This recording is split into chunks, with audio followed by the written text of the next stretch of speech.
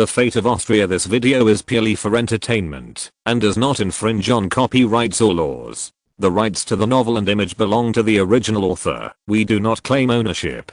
Don't like waiting and want to listen to this fanfic in full now? Subscribe to our Patreon, where you'll find the best fanfics. Chapter 426 Chaos. London, England. Robert Peel, who had just suffered an assassination, did not take it too seriously. After all, this was not the first time. However, the domestic labor movement made him feel irritated. On the one hand, there were factory owners who would never give in. On the other hand, there was the Chartist movement that was getting more and more intense. The situation Robert Peel faced at this time was much more difficult than in history, because the Chartist movement in history was actually relatively mild.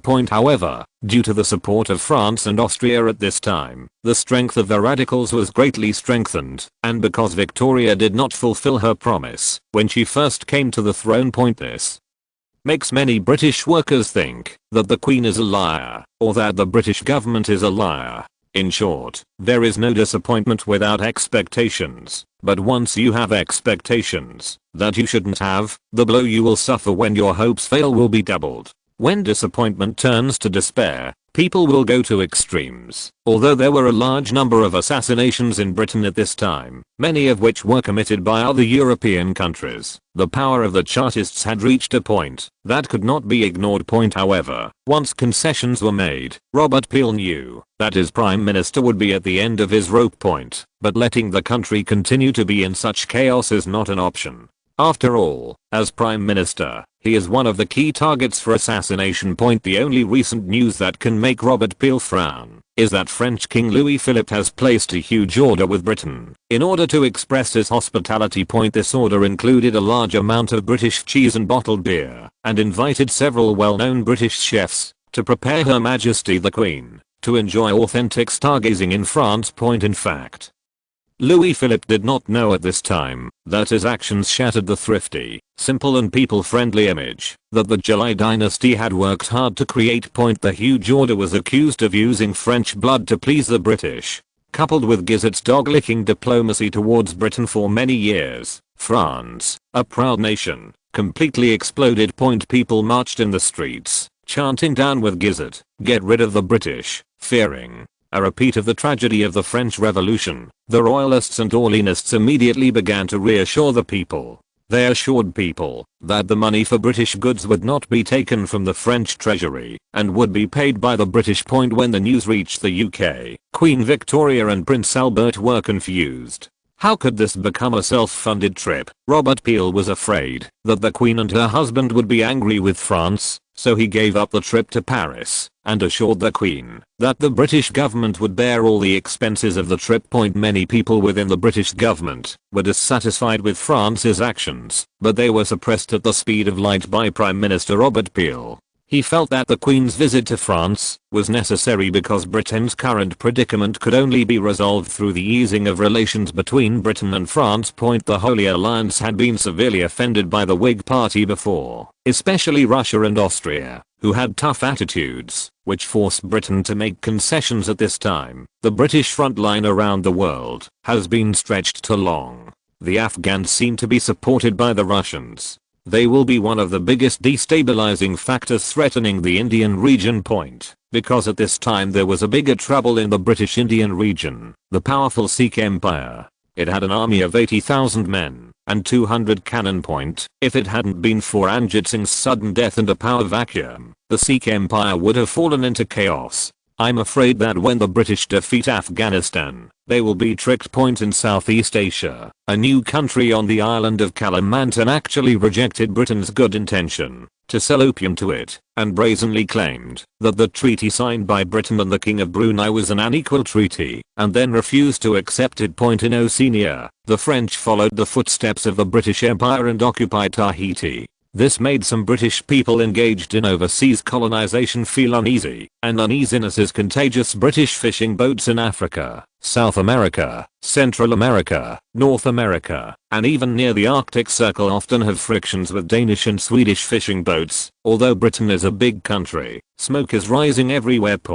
So Robert Peel had to facilitate Queen Victoria's trip to Paris at this time. The happiest people in France should be the Bonapartists, but the domestic workers movement is making them miserable. After all, the Bonapartists are waiting to see the excitement between the royalists and the Orleanists, and why aren't they waiting to see the jokes of the former? The most depressing person is none other than Gizzard. It was obviously Louis Philippe who caused the trouble, but in the end it was himself who took the blame. This made him indignant, but he still quietly boarded a cruise ship to Texas under the cover of night, and left this place of right and wrong. After all, no one is afraid of death from the perspective of outsiders. The situation in Europe was chaotic enough at this time, but France felt that the failure of the Anglo-French alliance could not be guaranteed yet. To this end, he specially wrote a letter and had it delivered to Christiana, the Queen Regent of Spain. The situation in Spain is very complicated.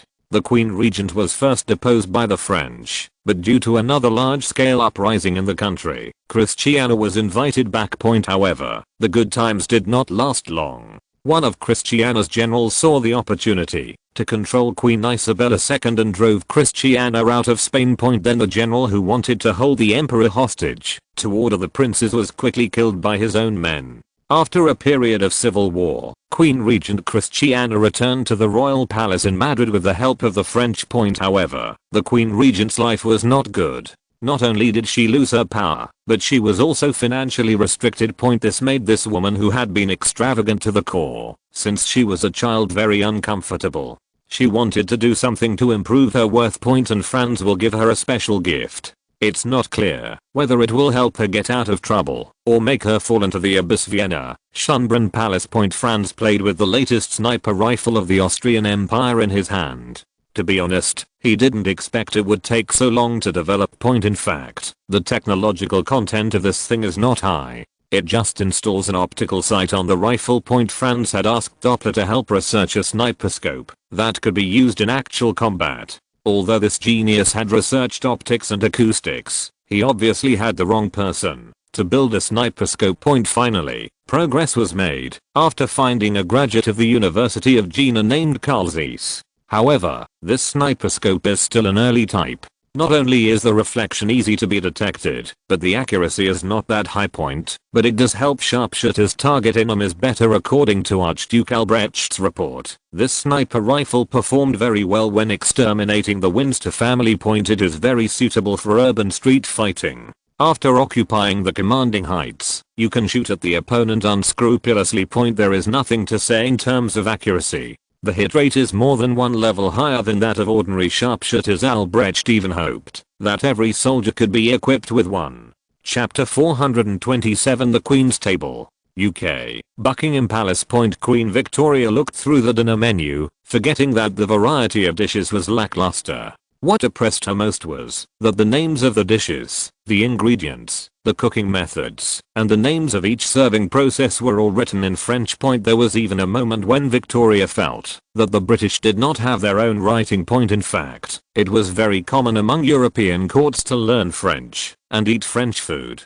But even so, almost every country has evolved its own style. For example, Czech chefs were used to serve French dishes in the Austrian court, and even the word Austrian kitchen lingo can often be replaced by the Czech word. The only one who has learned it so thoroughly like the British is probably due to the deep-seated inferiority complex of being a pirate. There are only two kinds of soup: chicken porridge soup and thinner summer vegetable soup. Actually seasonal vegetable soup. There seems to be no choice. Victoria likes to eat meat, so she chose the thinner summer vegetable soup because she was afraid too greasy to eat. Looking up at the stars, when Victoria heard about this dish for the first time, she was fascinated by its artistic conception. Then she saw a plate of dead fish heads staring at her with wide eyes. At that moment, the word "die with eyes open" came to Victoria's mind. She could only sigh. It seemed that the Queen was not that easy to be. Next, there were three alternative dishes: steak, braised capon, and roast lamb. Victoria chose grilled sirloin steak. The way sirloin steak was cooked at that time was slightly different from today, but it was still done by passing a spit through the center of the roast and then rotating it to ensure even heating. Meanwhile, set a plate full of clean beef tallow aside. While grilling, use a brush dipped in beef tallow to constantly moisten the grilled meat every 15 minutes. The entire baking time usually takes about 4 hours. Then remove the barbecue. Prepare the sauce, sprinkle with flour and salt, and moisten it with butter. After the entire process is completed, put it on the grill, and continue baking, until it changes color and the butter expands. Then remove the barbecue, slice it, plate it, and serve. In fact, there is another allusion to sirloin steak. It is said that King Henry VIII of England, the prototype of the sin of gluttony, once suddenly pulled out his sword while dining, pointed to a piece of meat on the table and said, "I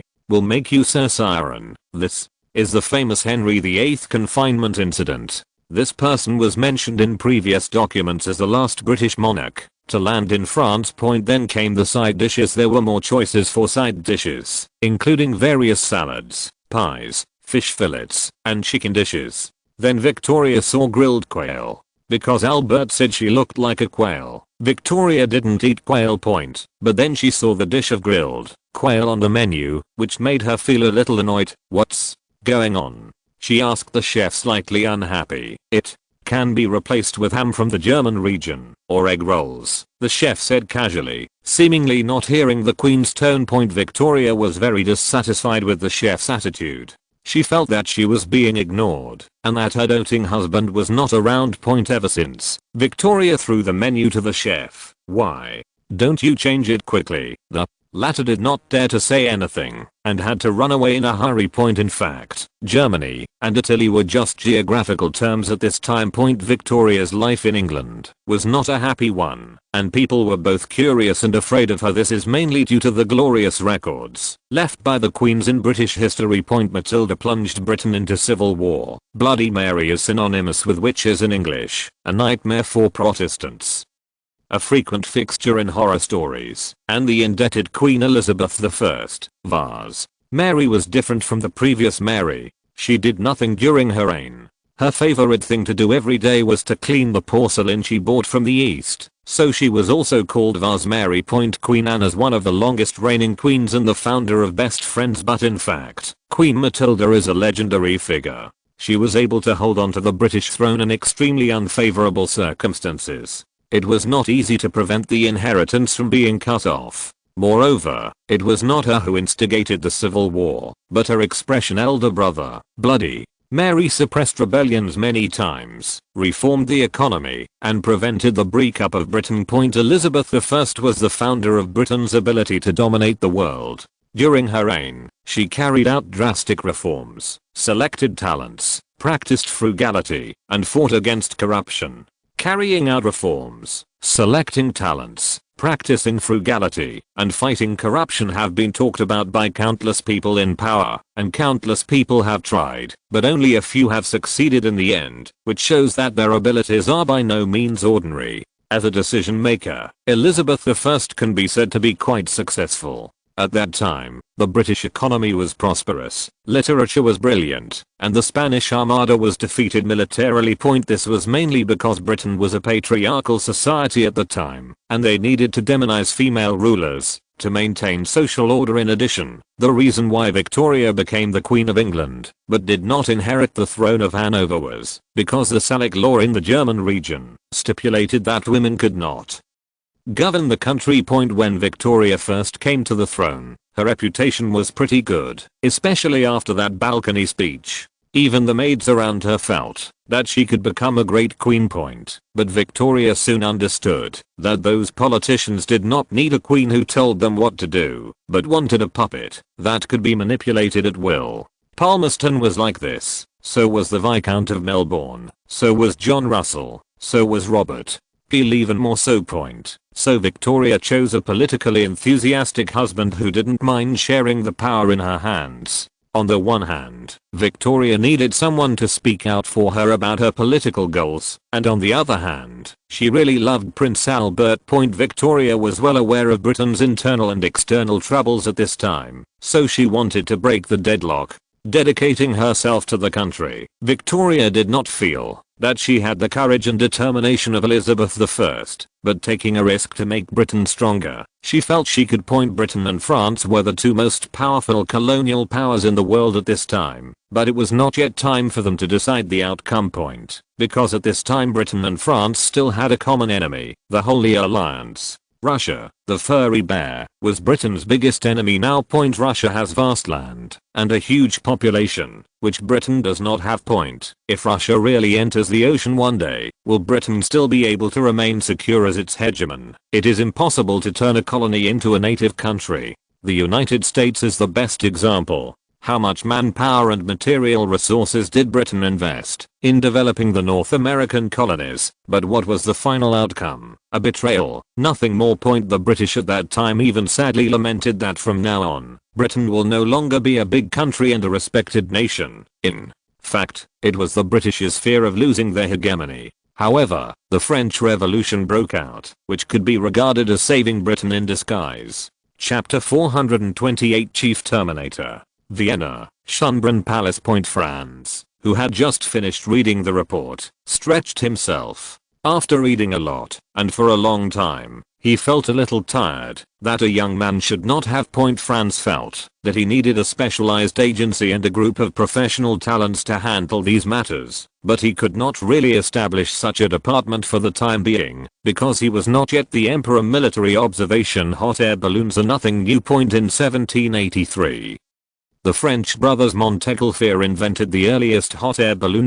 At that time, the fuel used by the two brothers was a smelly leather boot, and the balloon was made of canvas with a layer of paper pulp on the outside. Later, the French army took a fancy to this invention, and its practicality was greatly increased after the military's improvements, but it is also relative, and it is no less dangerous than fishing at the Fukushima nuclear power plant. On the one hand, accidents of hot air balloons occur one after another, and on the other hand, they are extremely susceptible to weather effects. Just a breeze blowing in the sky can cause early hot air balloons to tremble violently or even rotate. The people in it are even more dangerous. In addition to wind, it is also not suitable for hot air balloons to take off in rainy and snowy weather. So after the end of the Napoleonic War, Europeans seem to have forgotten it, but Americans have always remembered it. However, the related technology is also developing slowly, and there is no essential difference from the hot air balloons during the Napoleonic Wars at this time. It was no one else but Archduke Karol who had already gone to Switzerland to propose the development of military hot air balloons. The old general has always been obsessed with this reconnaissance tool used by the French. Under his auspices, Austria also conducted research and development of related technologies. However, when Archduke Karol resigned, the hot air balloon force was disbanded. At this time, Austria did not have a dedicated hot air balloon force. Instead, Marshal Radetzky established a local hot air balloon force in northern Italy. But its organization is actually a cavalry regiment, and its subordinate unit is artillery. In fact, it was only after Archduke Karol arrived in Switzerland that he discovered that the local terrain was much more complex than he imagined. After months of digging in the Swiss ravines, his body couldn't stand it anymore. No matter how strong the 70-year-old man is, his body is not as good as before. But as a defense expert, how can you do without a detailed understanding of the local terrain? After struggling with himself for several days, Archduke Karol finally came to his senses. Ever since, he remembered the hot air balloon he encountered on the battlefield decades ago. Since Friedrich had always called Franz the greatest military inventor in the world, Archduke Karol decided to become a doctor, and wrote a letter to Franz, hoping that he really had the abilities his son said he had. In fact, real war is not like in real-time strategy games, where the commander can easily grasp the overall situation. Even famous generals like Napoleon and Wellington could not stop their men from going shopping during the war. Wellington awaited the Prussian army during the Battle of Waterloo, and Napoleon awaited Grouchy. When the slopes of Waterloo were already piled with corpses, Grouchy was still having breakfast at the farmer's house. And he was still on the way when the battle ended. Emperor Wu of the Han dynasty was conducting a northern expedition against the Huns. When Wei King was fighting a bloody battle with the main force of the Huns, the flying general Li Guang lost his way at the most critical moment in his life. Mastering the dynamics of the battlefield is the problem that every commander wants to solve most, and the side with more accurate intelligence takes the initiative. Franz naturally knew this, and hot air balloons are the easiest battlefield observation equipment for humans to master. However, he felt that just building some observation balloons was not enough. What Franz wanted was an airship. In fact, although airships are much more advanced than hot air balloons, the technology used is not too advanced. Even the key technologies that have been plaguing the development of airships have been solved by Austria at this time. A hot air balloon can only be regarded as an observation post at best, while an airship can be regarded as a weapon point, and in terms of safety alone, the safety of airships may be even higher. Thinking of this, Franz decided to start researching technologies related to airships and hot air balloons. To be honest, this happened to coincide with Franz's hobbies. He was an airship enthusiast in his original world and had a good understanding of the structure and related technologies of airships. Therefore, the design was effortless. Franz drew two design drawings. One was a soft airship, and the other was the pinnacle of airship development, the Zeppelin airship. The Zeppelin is a legendary rigid airship, but it is still difficult to reproduce it with current technology, so Franz is going to temporarily name it the Skydale Behemoth project. In fact, in history, French engineer Jaffa invented the airship in 1852. However, the airship at that time was not practical and the risk factor was also very high. The speed is much higher than that of a hot air balloon, but most of the time it is just regarded as a circus performance. Airships with real military value were not developed until the end of the 19th century. In fact, it is not a difficult problem to transform an airship with military value and improve its safety. Just use the multi-airbag designed to bring it to life in no time. Of course, Franz classified it as top secret in order to ensure that it could exert its maximum value. When Archduke Karol saw the plan for the heavenly curtain behemoth, he was completely shocked. As an excellent commander, Archduke Karol did not lack imagination. He could already imagine a completely different battlefield. The giant beast in the sky roared and dropped a torrential rain of destruction. Soldiers hid in bunkers and aimed sniper rifles at each other. The city was reduced to ruins under the overwhelming rocket bombs. Archduke Karol suddenly broke out in a cold sweat. He took several deep breaths before he recovered. Archduke Karol's heart had not beat like this for a long time, and his blood was rushing fiercely in his body. A new era may be just around the corner, Archduke Karol thought. Suddenly laughed and threw the book he was writing into the fire. After finishing all the work at hand, Franz stretched again. This scene was seen by a Jenny on the side, and the two looked at each other. This time, it was a Jenny who looked away first, which made Franz feel a little strange, but he didn't really care. What Franz didn't know was that the last time he and the four principal dancers left the room at the old town opera house, they didn't come out for a long time. But Franz was about to leave with a normal expression, saying that he had some important things to do. In fact, he wanted to arrange the situation outside first and prepare to catch all those who were following him. Franz's friends looked into the box with great curiosity. They found that the four principal dancers were crying or laughing. They were standing tall and upright on the stage, and their dancing steps were nimble, but they had to support each other to leave. The first time is always so strange, Richard Metternich complained, as expected of him. It's him. A group of people blinked at each other. Although everyone was wearing masks, they all felt each other's malicious smiles. From then on, Franz gained the title of Chief Terminator.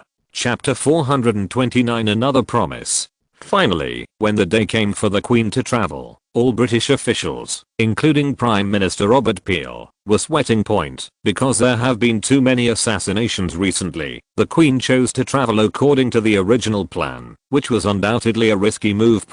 If something really happens to the Queen, it will have a very bad impact. However, high risks also bring high rewards. If the relationship between Britain and France can be eased, and an alliance can be promoted, as the only maritime power at this time, it will not be a problem to carve up the world like the Spanish and Portuguese did. The story of the Pope Meridian has been told before, so I won't go into details here. People gathered on both sides of the road, as if participating in a celebration, waiting for the arrival of the Queen's car. However, the soldiers looked a little nervous and no one dared to slack off at all point, because the recent series of assassinations has already made the whole of Britain on guard, and the killer may be hidden among the crowd. The thin red line that once blocked the French cuirassiers now seemed so weak. In fact, Victoria was equally nervous, but she had to pretend to be calm and composed, and even waved from time to time to show the royal family's people-friendly attitude. Not long ago,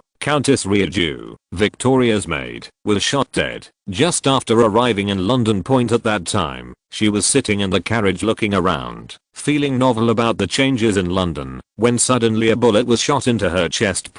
Although the housekeeper immediately sent Countess Riadeau to the hospital, she eventually died of excessive blood loss. The gunman opened fire on the second floor of a family hotel and quickly left. In the chaos, the detective found a note in the room where the gunman lived, which recorded the countess' crimes. She once pushed a girl into the running machinery in her factory, resulting in the girl's tragic death. Afterwards, the countess not only did not plead guilty, but instead used her influence to distort the facts, claiming that the girl had damaged the machine because of her playfulness, and asked the girl's parents to compensate her for the loss. In fact, when many assassinations occurred, the murderer deliberately left some clues and evidence of the victim's guilt, but these were classified as top secret after screening by the British Secret Service. In view of the last assassination incident, windows on both sides of the road were prohibited from opening at this time, and key areas such as hotels and pubs on both sides of the road were carefully inspected. The Bureau of Secrecy promised Prime Minister Robert Peel and Queen Victoria that it would be absolutely foolproof. However, after all, it is a matter of life and death. How can a person who has never experienced life and death look down upon all this? Victoria's expression was a little stiff.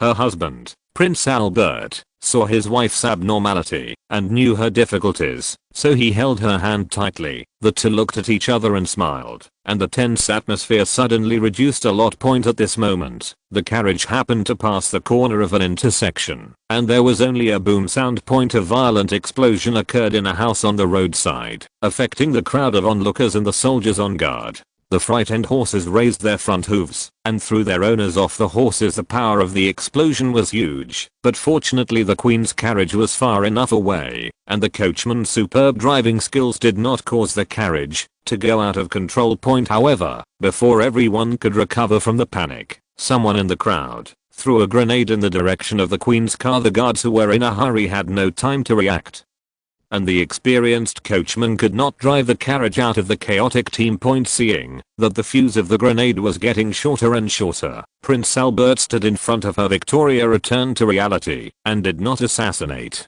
Albert was still sitting next to her. The carriage was not moving very fast, and the assassination did not occur when the carriage turned the corner. In fact, Queen Victoria has never been the target of assassination by the Chartists, and it is impossible for any other party to do it in London, as long as they have the brains. The reason why rules become rules is that everyone in this circle has to abide by them by default. If you break the rules, you will pay a price. The greater the rules you break, the greater the price you pay. The benefits of Victoria's death in Britain were not enough to offset the risks and costs of the assassination itself. Therefore, it is impossible for foreigners to take action in the UK, and the Chartists are even less likely to take action if they still have expectations for the Queen. When the Queen's carriage finally reached the port, it was so crowded that the soldiers on both sides of the road were almost overwhelming, and the crowds were still coming from all directions at this time. Robert Peel knew what the Chartists were going to do, but it was too late, and he dispersed his troops. The crowded crowd broke down the barrier formed by soldiers and blocked the Queen's car. The royal guards responsible for protecting Queen Victoria immediately formed a huge phalanx around the carriage. William Elliot, the commander of the guards, silently walked to the front of the team and raised his saber. The soldiers immediately pointed their guns at the front of civilians. However, the Chartists who came from all directions did not launch an attack. Instead, they held banners: "We want bread. We want butter. Get out of the way. Get out of the way. This is the Queen's car. You are tantamount to treason. If you don't get out of the way, we will shoot." An accompanying official shouted at the top of his lungs, "We want bread. We want butter." The accompanying official's voice was soon drowned out by the noise of the civilians. There was once a petition with millions of signatures sent to the British Parliament, but no one paid attention to it, so there was that mighty march. Just like this moment point at that time, a teenage girl walked onto the balcony of Buckingham Palace holding the scepter, which symbolized the power of the British royal family, and gave that famous speech, "There will be bread. There will be butter. Everything will be fine. Thank you. It is you who have made Britain strong. Without you, there would be no Britain today. I, the Queen of England, Victoria, hereby swear that I will protect your rights and property." At that time, the crowd gathered in front of Buckingham Palace sang the British national anthem "God Save the Queen" in unison. Even the soldiers who were confronting the crowd also sang the national anthem with the crowd point at that moment. Both the girl and the workers felt that they would usher in a new tomorrow, but 5 years had passed. The girls have married and given birth to children and become young women, but the situation of the workers has not improved at all and is even worse than ever before. In fact, during Victoria's reign, the average height of the British dropped by 5 centimeters, and finally had to lower conscription standards to cope with possible wars. Everything seems to have happened yesterday, but the irony is that on one side is Victoria, who is visiting France under the guise of fun, and on the other side are the Chartists, who have to desperately survive because their rights and interests are not protected. Anne. This time Victoria stood up again despite Prince Albert's obstruction. "There will be bread and butter. I promise to protect your rights and property." Chapter 430, Overestimating One's Own Capabilities. Vienna, Lion's Pride Hotel. Solomon Rothschild felt very annoyed, not just because the troop's signature was poached. After all, he could help one up just as easily as the second point with the strength of the Rothschild family. Even letting a castrated boar become Miss Beauty contest is not a problem point, but this Mr. K is a difficult character. He can defeat one pole of Vienna's underground forces at lightning speed. This is not something ordinary people can do. You must know that the Winster family has been operating in Bohemia for many years, and its influence is so intricate that it would not be easy for the Austrian Imperial government to move such a behemoth. Even Solomon Rothschild did not dare to mess around in Prague. However, when meeting Archduke Albrecht, it can only be said that Winster was unlucky. After all, it is natural for a master to teach a slave a lesson. Only Archduke Karol and his family in Austria could deal with it so thoroughly. What was even more unfortunate was that Archduke Albrecht was a good general with a bad temper. It is said that the artillery fire was fired for a day, and in the end not even a mouse was spared. Thinking of this, Solomon couldn't help laughing contemptuously. Why do some people always don't know their own worth? They still dare to challenge members of the royal family who have a lot of troops. It's really overestimating their capabilities. There were many reporters accompanying Albrecht's army at that time, and they recorded Winster's last words before his death. "Do you want to start a war?" This sentence originally contained a very strong sense of arrogance and stupidity, and when coupled with the added jealousy of the reporters accompanying the army, it made the hero Winston look as ridiculous as a clown. Moreover, these reporters accompanying the army were all arranged by Franz, and their purpose was to beautify this operation. Many times, even if you are fighting crime, you have to pay attention to your image. Otherwise you may become the target of public opinion attack like Batman. One of the biggest instability factors in Vienna at this time was that there were too many college students who could not find jobs. The vast majority of them did not have the background and knowledge to help them become officials, coupled with the shortcomings of Austria's own conferment system. Even the examination system that has been adopted in some departments and units, such as the Prime Minister's office, the central bank, still has a large number of people who are dissatisfied with it. Franz had also adopted a teaching method before, but the vast majority of college students who stayed in Vienna were arrogant. They disdained teaching children, let alone the low salary. Even if it was 3 times higher than in Vienna, the income is still lower. Moreover, Vienna's infrastructure construction at that time was indeed the best in Austria, and even Milan and Prague could not compare with it.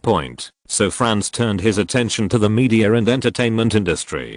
Journalism was one of the professions he arranged for these high-minded people. If you can't stop the war, then tell the truth to the world.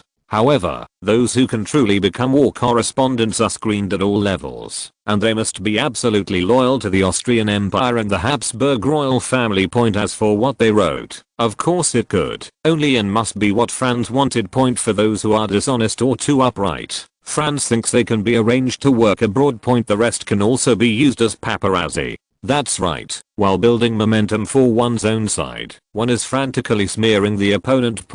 Although the right voice does not depend on the loudness of the voice, in the 19th century, when people's quality was generally low, the party with the louder voice would definitely have an advantage. Vienna is originally a consumption-oriented city, so Franz is very optimistic about its tertiary industry. Although he was forced to make this decision at the time, Franz had actually done some research before that, and considered the feasibility of the entire plan, before making the commitment. That day, Franz was blocked in the box by 4 principal dancers. He glanced at Colonel Bordeaux, the captain of his bodyguard. The latter gave Franz a look of understanding, then quickly left the room, and locked the door. Franz could only bite the bullet, and talk to them about life and his plans. They were also smart people, and quickly understood what Franz meant. This was the first time in their lives that they had been honest with others, because Franz showed enough sincerity and convincing strength.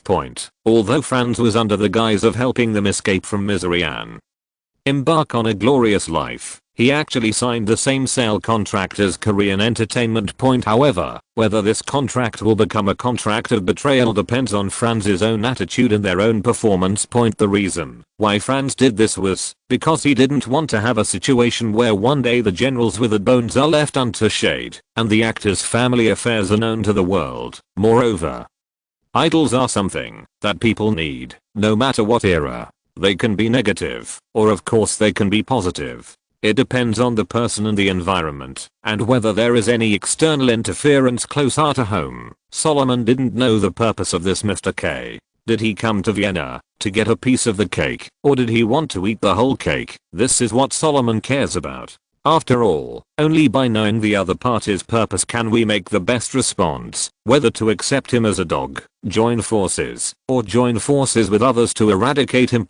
But the problem is that this Mr. thinking about it, if he didn't have a close relationship with Archduke Karol's family, how could he possibly hire someone like Archduke Albrecht? After all, the commander of the Vienna City Defense Army did not care about matters other than military matters. Like his father, he did not care about the family's accounts, and the money was managed by dozens of housekeepers. The direct impact of leading troops to annihilate the Winster family this time was that many properties of the Archduke Karl's family that were not very profitable or had deficits suddenly became very profitable. It is said that the old housekeeper who has not left the Grand Duke's residence for decades also went out not long ago, most likely for the purpose of checking accounts in various places with the financial power and influence of the Grand Duke Karol's family. It is not easy to punish several stewards for embezzling family property. Even if they are directly beaten to death, the local government will most likely turn a blind eye. In fact, the old butler went to Switzerland with Archduke Karl, so those who frantically paid the extra money were actually working in vain.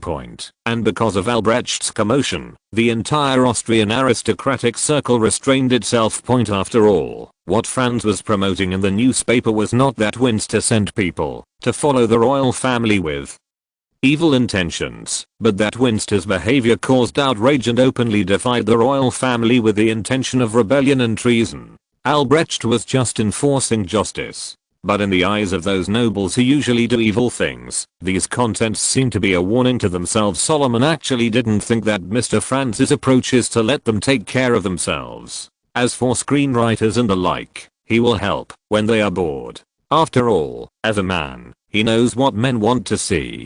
Chapter 431 Murder at Sea. Port of London, UK. Torbert Peel let out a sigh of relief as he watched the crowd disperse, as if the waves were ebbing.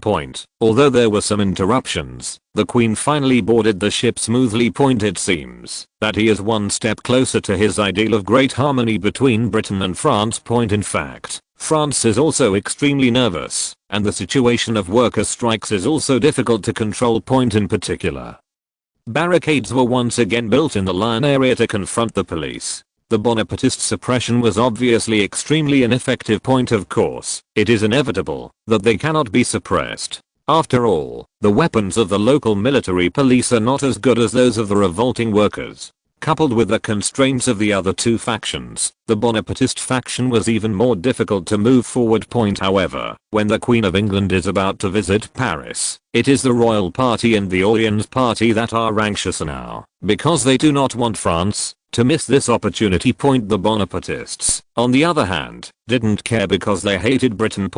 Although Britain is trying its best to repair its relationship with France, its support for the rebels has never been cut off. Coupled with the assistance from Austria, the rebels at this time are actually strong.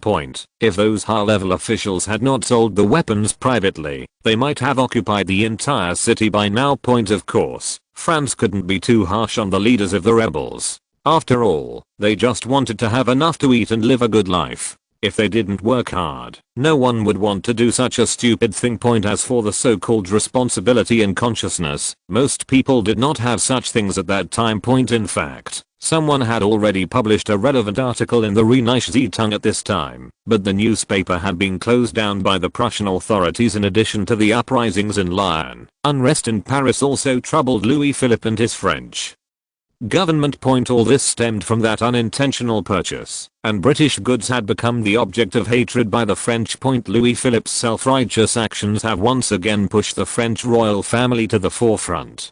Although crisis public relations have been carried out, this does not mean that everything has been calmed down. If the citizens of Paris rioted during the Queen's visit, the consequences would be devastating. So Louis Philippe strengthened the defense force in Paris and enacted a lot of temporary laws. In fact, he also felt that the easing of relations between Britain and France would give France a chance to breathe. At this time, France seemed to have unlimited glory. It had recently acquired Belgium's richest Wallonia region and even marched into Oceania to capture Tahiti. But in fact, there is a lack of funds everywhere, resulting in the land being conquered, but not even the grain to be sown. As mentioned before, the value of many colonies for direct plunder is not great.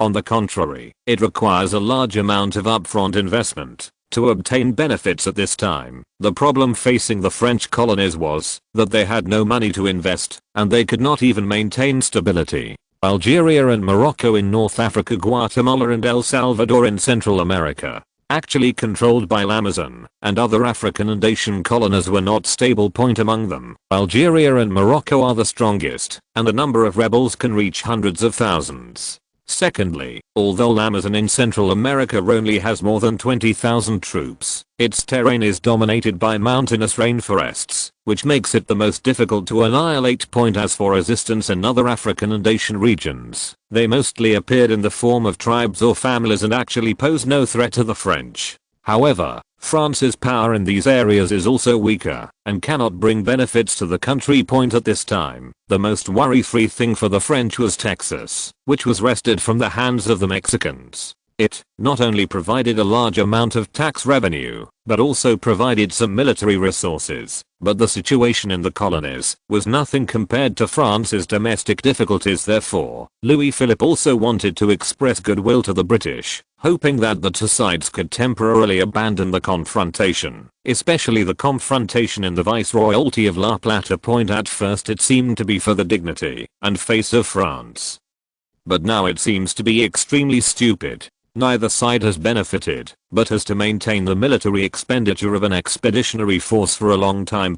As for their function, it is of no use. In addition, Queen Regent Christiana of Spain also plans to come to Paris. This meeting of the three kings was promoted by the French media as a diplomatic event. But in fact, Louis Philippe did not want Christiana to participate, mainly because this woman's conduct was too bad. He was afraid that she would do something to embarrass the French royal family, such as borrow money. That's right, it's the kind of thing where you borrow something and don't pay it back. The reason why Spain is in such a chaotic situation today has a lot to do with the dissolute and extravagant waste of Queen Regent Christiana. It was nothing for this woman to sell her official position publicly, but she actually appointed her male favorite as a local official, which eventually caused public resentment and rebellion. Finally, Louis Philippe had to send troops to help her put down the rebellion point, although the so-called Queen Regent had been dismissed at this time. Louis Philippe really had no reasonable reason to refuse her to attend this event in Paris in the port of London. The royal cruise ship Victoria and Albert slowly left the harbour with a long whistle point on the sea. The accompanying officials began to introduce the cruise ship to the Queen Point. The Victoria and Albert adopts the latest twin paddle wheel design and uses the most advanced condensing steam engine with a thermal efficiency of up to 8%, while the usual steam engine thermal efficiency is only 3%. The accompanying officials were talking non-stop, but Victoria looked at the captain of the ship. The official seemed a little embarrassed, but introduced him anyway. "This is Captain Adolphe." Then Victoria spoke. "Adolphe Fitzclarence, I know you. You are my uncle's son." The middle-aged captain politely took off his hat and saluted Victoria. "Thank you for your misplaced love, my queen. Why are you here?" Victoria asked. "This is my job. I'm a member of the British Empire's Navy and your subject," Captain Fitzclarence replied. Victoria fell silent, but Captain Fitzclarence spoke. "I was offered £50,000 to blow up the ship." As soon as these words came out, the people around him immediately became on guard. Prince Albert pulled Victoria behind him, but there was no point in doing so. If there is really a bomb on this ship, their chance of survival is extremely low, because this is a vast sea, and even if they are not killed by the bomb, they cannot swim back so far from the coast point. And it is not that he has no reason to hate Victoria. You must know that Adolphe Fitzclarence is the illegitimate son of the former British King William IV. Although he was deeply favored by the former king, he was unable to inherit the British throne. Maybe this person will hold a grudge, and if he really plans to blow up the ship, the consequences will be disastrous. Then Victoria spoke. "So, what are you going to do next?" If you're listening to this novel on a channel other than Fanfic World, it means they downloaded and uploaded it without effort. We cordially invite you to visit our channel, Mundo Fanfic Novelos. There you'll find the original version of this story, and you can explore many other novels of various genres. We're waiting for you to immerse yourself in a world of incredible novels. Chapter 432, Vienna Cafe. Of course, the person will be handed over to the Secrecy Bureau, Captain Fitzclarence said with a smile. It was obvious that it was just a bad joke. Everyone also breathed a sigh of relief. After all, if there was a bomb on the ship, none of them would survive. Even if there were no bombs, Fitzclarence, as the captain, could give them a drink by placing a few gunmen. "Why are you doing this?" Victoria asked again. "There is no reason. If I must, first of all, I'm an Englishman, and secondly, I don't like the Russian accent." Captain Fitzclarence replied with a shrug. "I'm asking why you said it." Victoria emphasized her tone. "The Bureau of Secrecy did ask me to keep it secret, but I think I should tell you that you are not safe and are in danger at all times. There is more than one person who even wants to harm you." "Thank you. You're welcome. Please enjoy your trip, Queen," Victoria said after Captain Fitzclarence had left. "What a strange guy. What a charming man," said Albert. "Why are you jealous?" "I didn't because I'm better than him." "I don't believe it." "Then prove it." HMPH. Best of 3 games tonight. "I'll show you my charm." "It's not fair to win 2 out of 3 games. What do you want?" "How about best of 3 out of 5 games?" The smile on Albert's face disappeared, and then he realized that he had been tricked. At this time, Victoria smiled like a fox who had just stolen the fruit. Vienna, Lion's Pride Hotel. Solomon's little granddaughter Scarlett used her lucky money, birthday gift money, from last year to make 10 times the profit in the Vienna stock market, earning 10,000 florins from 1,000 florins. Judging from the salary level at that time, it took her only 1 year to earn what it would take ordinary people 90 years to earn. Solomon Rothschild looked at that small account book investment record with great comfort. He seemed to see hope for the family's rise again. Because it is not easy to make money from the Vienna stock market, retail investors have almost all bet on the Austrian royal family, while the remaining stocks are operated by professional bankers and investors. When Solomon was happy, he gave his granddaughter £10,000 as a reward. After some calculations, the little girl cried very sadly. However, Solomon still reminded his granddaughter not to expand the scale of investment. This was an investment advice, but Scholar did not take it to heart at the time. On the other hand, Dark Moon Theatre has opened, but this premiere was extremely low-key. Solomon thought that he was right. The other party probably did not have talent in this field, and he had not heard of any major events happening in the city's literary and artistic circles recently. However, he was wrong. The Dark Moon Theatre Company's debut was a great success, and unlike traditional operas, it was not just about singing and dancing. It is interspersed with a lot of dialogue and deduction plots, and of course the expression is more intuitive and has a stronger impact. Although it is a bit too frivolous in the eyes of traditional aristocrats and some academic masters, it is more popular and has a stronger shocking effect. And the most important thing is that the threshold is very low. Currently, there are many good-looking people in Franz's Dark Moon troupe who can dance, but there are very few people who understand music, and even fewer people who are proficient in singing and dancing. But one advantage of these dancers is that most of them don't have stage fright. Moreover, this mode of interpretation with many plots makes it easier to highlight the protagonist's advantages. In the past, the most they could do was to be lead dancers who dressed differently, but now they can also use language and voice to further enrich themselves and promote themselves. This makes those dignitaries and dandies even more interested in chasing stars, because those stars seem to not only have good-looking skin, but also have interesting souls. Of course, all of this was packaged by Franz. Just like the economic companies of later generations, he also prepared an assembly line specifically to defraud the wealthy Austrian class of their money. Anyway, civilians will almost never step into such a place in their lives. Franz is not an all-rounder, nor can he devote too much energy to theater. But he can provide a new model to break the original pattern. However, Franz still had to do it himself in the initial stage. For example, he created the play Vienna Cafe by borrowing from the later famous Tea House script and adding some Indian musicals. Of course, Franz only provided an idea, and the specific dialogue, narration, and character monologues were left to professionals. As for choreography, Franz also provided some ideas, which are Korean dance and house dance in later generations. This kind of dance, especially for laymen, is undoubtedly an irreversible trend. The reality is that bad money drives out good money, and the dancing skills that have been honed over many years are no match for a few twists of the waist to show off the charm. It's just that these dances seemed a bit too open at the time, but they were different from the naked kick dancing and pole dancing in the cultural desert of the United States. They seemed less obscene, but more naked and lure. In fact, Korean dance and house dance are simply a piece of cake for professional dancers, or they are overqualified. Moreover, these four leading actresses of the four major theaters in Vienna are not ordinary people, and they quickly learned this dance. A very deep script is performed in a relatively vulgar way, which seems to be a comedy, but is another kind of tragedy. Franz doesn't like this scenario of bad money driving out good money, so what he wants to break is not the market rules, but this vicious circle that has remained unchanged for thousands of years. Franz didn't have time to watch them train. He would only open a door for others, and they would have to walk the rest of the way on their own. Franz has done enough. If they still can't save themselves or surrender,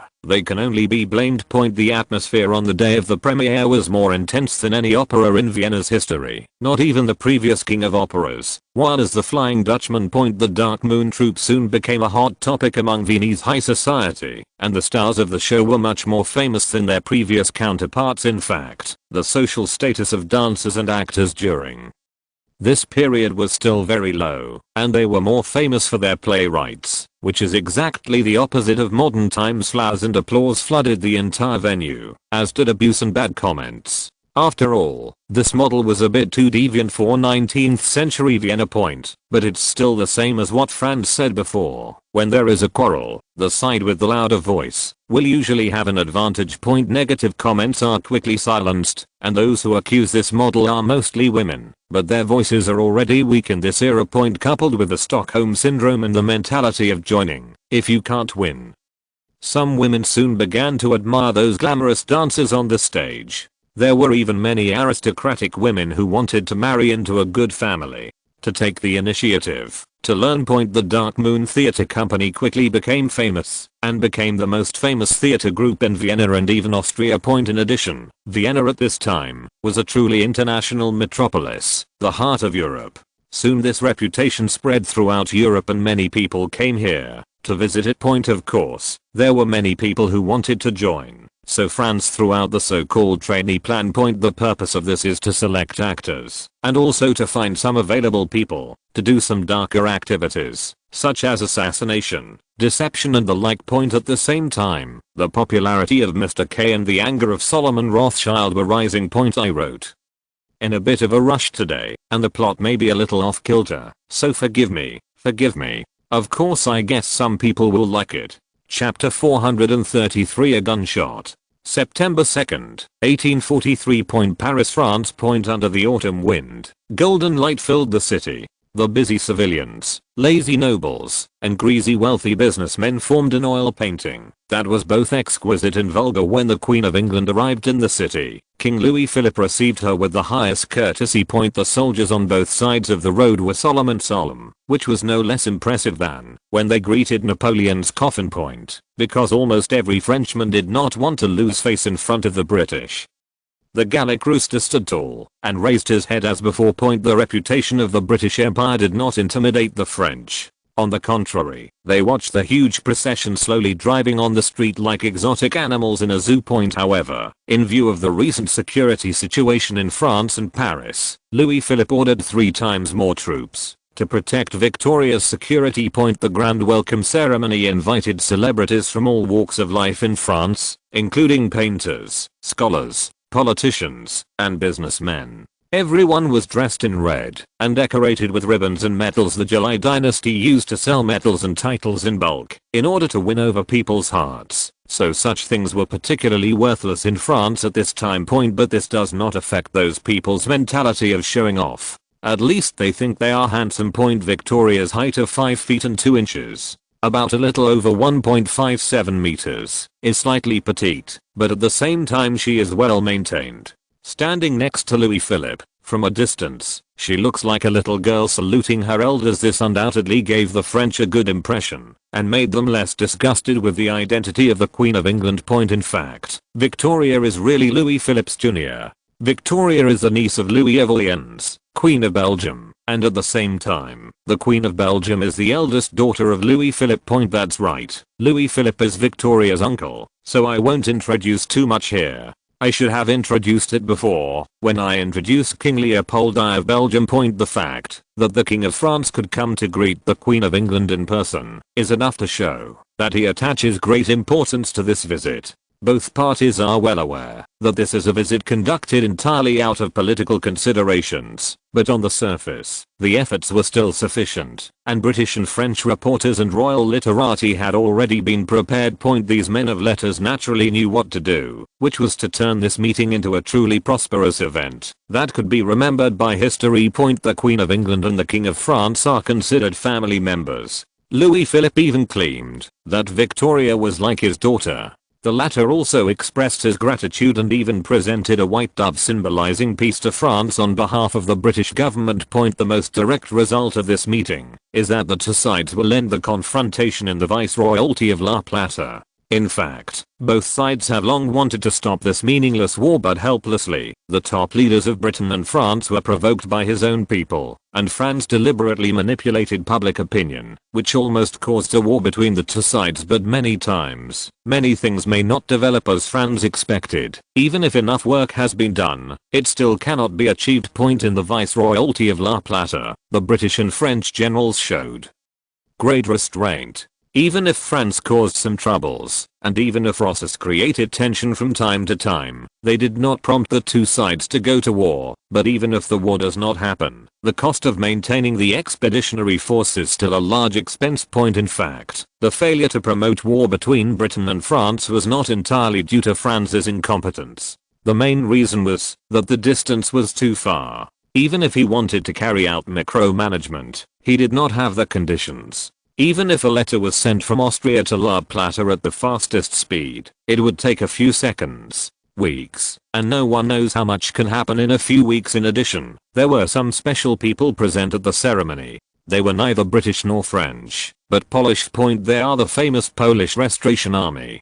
Due to the previous large-scale fighting with another group of Polish restoration forces, coupled with the joint encirclement and suppression by Russia and Prussia, and Franz's high-intensity poaching, the original organizational structure had big problems and had to be reorganized. At this time, the top leadership of the Polish Nationalist Army was finally replaced by a group of capable fresh blood, led by a young man named Landry Promy.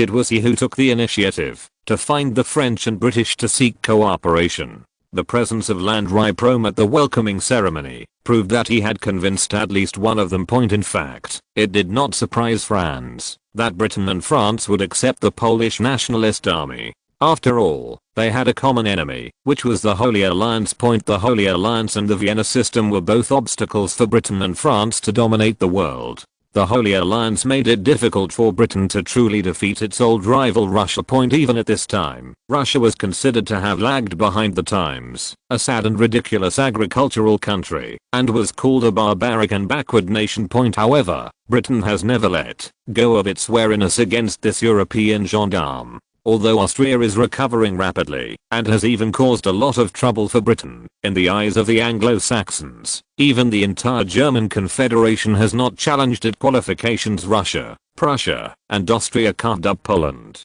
There is no doubt that the two sides are eternal enemies, and the enemy of the enemy is a friend. Britain and France followed this logic and decided to help it. In fact, both sides had already had experience in this area, such as the labor movement that was raging within Britain and France at this time. In fact, there are also labor movements in Germany, but except for Prussia and Silesia, most of them are not serious or have been resolved. Britain and France also hope that the Poles can set off a wave within the Holy Alliance like the workers' movement at this time, and it is best to regain their country so that they can better control this powerful opponent. In fact, even if Britain and France join forces, it is impossible to immediately launch an attack on the Holy Alliance, but there are ways to weaken the alliance until it collapses internally. In fact, Franz thought the same thing.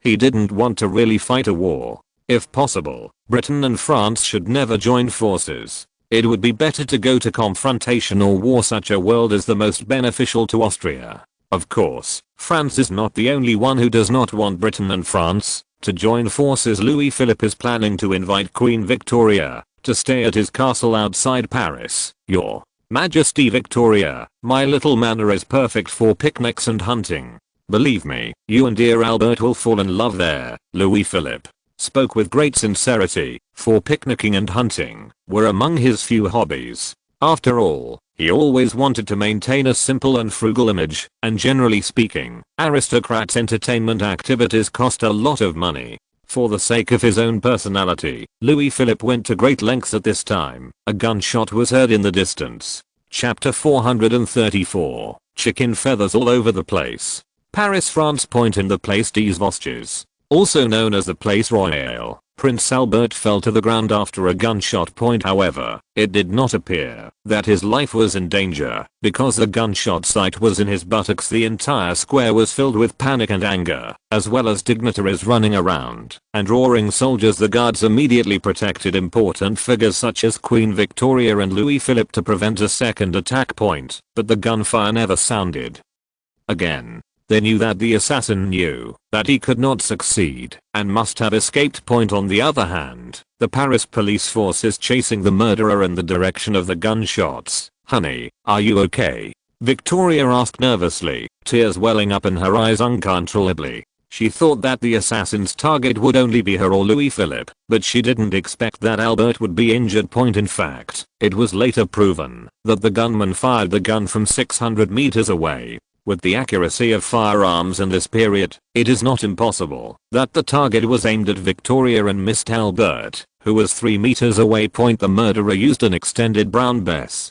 The barrel was made in Austria, and the bullets used were the latest French mini bullets. In fact, except for Russia and Prussia, the other 3 major powers had actually researched the mini bomb. As early as the Revolutionary War, Americans had already set a record for killing an enemy from a distance of 600 meters. The most famous one was Moses Murphy's one-shot kill of British Commander Simon Fraser at the Battle of Saratoga. General point: the distance between the two is more than 500 yards, about 455 meters. The French army in Algeria used mini bombs and set records of killing enemies from 1,000 meters away many times. Of course, it is impossible to know whether the person killed was the one he was aiming at. Therefore, the plan to snipe from 600 meters away is not entirely a fantasy. Of course, the success rate will be very low considering the actual situation, but it is impossible to assassinate Queen Victoria when the French have made careful arrangements. Prince Albert subconsciously touched his butt with his hand and immediately retracted his hand in pain. It's not good. It feels like my butt has been sprayed with pepper spray. It's a shame I didn't shoot you to death. I gave you a false alarm. Victoria blushed and lowered her head point because the shooter used a special extra long barrel. The bullet's muzzle velocity was much faster than normal and its penetration was stronger. The mini projectile penetrated Prince Albert's butt and was not stuck in the flesh or bones, so the damage was not serious at this time. Europeans and later Japanese soldiers overemphasized the range of the rifle, which resulted in the phenomenon of excessive penetration and insufficient damage, but this was a good thing for Prince Albert at this time. The place where the murderer shot was a count's mansion. After escaping a distance of 1 kilometer, he tried to hide in the underground pipes of Paris, but this approach did not fool the Paris police, and the murderer committed suicide in the sewer. The murderer was an American. The purpose of his trip was to do business in Paris. He was born in Ohio and was a potato merchant. No other identity information was known. The Paris police only found out that he had an affair with the countess in the mansion, so they took the body to the count's home to investigate. The latter confessed that it was indeed the countess who had brought the man to her home. The countess still remembered the details of their meeting. She opened the door and looked up. A tall and handsome man, probably in his 30s, stood at the door. His confident and charming smile left a deep impression on the countess. The man asked, "Is the Earl here?" "I'm his friend and I came from the United States specifically to visit him." The countess, not suspicious, answered enthusiastically, "My husband went to Lyon to fight the rebellion, and it may be a long time before he comes back." The man said he wanted to leave a note for the count, so the countess let the man go home. She wasn't sure whether the note was written or not, but they chatted for a long time, from Lafayette to Napoleon, from waffles to donuts. She found that they had many common hobbies, such as eating steak and playing poker. Then the countess took the man to her room, and from then on the man could freely enter and exit the Earl's mansion. Until today the man fell in a pool of blood. "I'm sorry, Lord Count. We have to take your wife away because this involves France's national interests. You must also stay here and wait for our investigation at any time." The police chief asked. "Well, will she be punished?" asked the tall Earl. The sheriff took off his hat. "The law will give her a fair trial." Finally, the countess looked at the man with great nostalgia and got into the carriage of the Paris police station. A week later, people discovered that the Earl was missing, and after an autopsy, it was discovered that the dead gunman was the real Earl. Although an assassination occurred, fortunately, the two heads of state, Victoria and Louis Philippe, were not injured. As for Prince Albert, he was considered to be his escort. At this time, the Earl of Aberdeen, who was accompanying him, had a good conversation with the senior officials of the Salt government. They found that they had many common interests with each other, especially in terms of their stance on combating the Holy Alliance. Another point is to win over Prussia, to destroy the Holy Alliance. The militarism and aggressiveness of Prussia could well inhibit the development of the Holy Alliance. Prussia is a good country. It is strong enough that Austria and Russia cannot underestimate it, let alone annex it. It is small enough, and it is impossible for its size to eat behemoths like Austria and Russia. At this time, Bismarck was not happy at all in the Paris bar. Historically, if Bismarck heard that Britain and France wanted to support Prussia, he would have raised his hands in approval, but at this time, he began to worry about the fate of his motherland. Because nationalism is now on the rise in Germany, if Prussia really chooses to fight a civil war with Austria, it is unknown whether other small countries will join forces to attack it. Point of course, there are still relatively large conflicts and differences on the distribution of global interests, because Louis Philippe also wants a piece of the pie at this time. Point the Earl of Aberdeen was the British Foreign Secretary at this time. This man was far less tough than Palmerston, and more often than not he would choose to give in exchange for peace. Point historically, he gave up British interests on the east and west coast of the United States. This was related to the background of the times. At that time, Britain was deeply troubled by the economic crisis and did not want to get involved in disputes at this time. The United Kingdom was also in the midst of an economic crisis, even more severe than it had been in history, so it was not impossible for the two parties to reach an agreement. Point both sides did not take this assassination seriously. After all, their goal had been achieved. Point at the dinner, both parties were ready to have a celebration. Banquet, but at this time an uninvited guest came uninvited. She was the Queen Regent of Spain, Christiana. Point the first words she spoke choked everyone present. Chapter 435. Give me back Gibraltar. Dear Elizabeth, when will you return Gibraltar to me? Spanish. Queen Regent Christiana. Seemingly mindless gossip is actually chilling. Point first of all, no one here is named Elizabeth. Elizabeth is the name of the former Queen of England. She defeated the Spanish Armada militarily and made Britain the maritime hegemon. She should be regarded as one of the British people the Spanish hate most. Point then the most important information point in this sentence is the Strait of Gibraltar. At this time, the Suez Canal has not yet been opened. It is the only outlet of the Mediterranean Sea. Point as long as Britain can block the Strait of Gibraltar, then the navies of all Mediterranean countries will be toys in the bathtub. Point in fact, after the opening of the Suez Canal, the strategic status of the Strait of Gibraltar, far from declining, actually increased exponentially until the decline of Europe and the rise of the United States. Point Gibraltar originally belonged to Spain. But the War of Spanish Succession broke out in 1701, and Britain took the opportunity to capture Gibraltar and establish a military base. Point in 1713, the Treaty of Utrecht was signed, and Britain recognized Philip's Spanish throne, but in exchange he had to cede Gibraltar. In fact, Spain never gave up its fight for Gibraltar.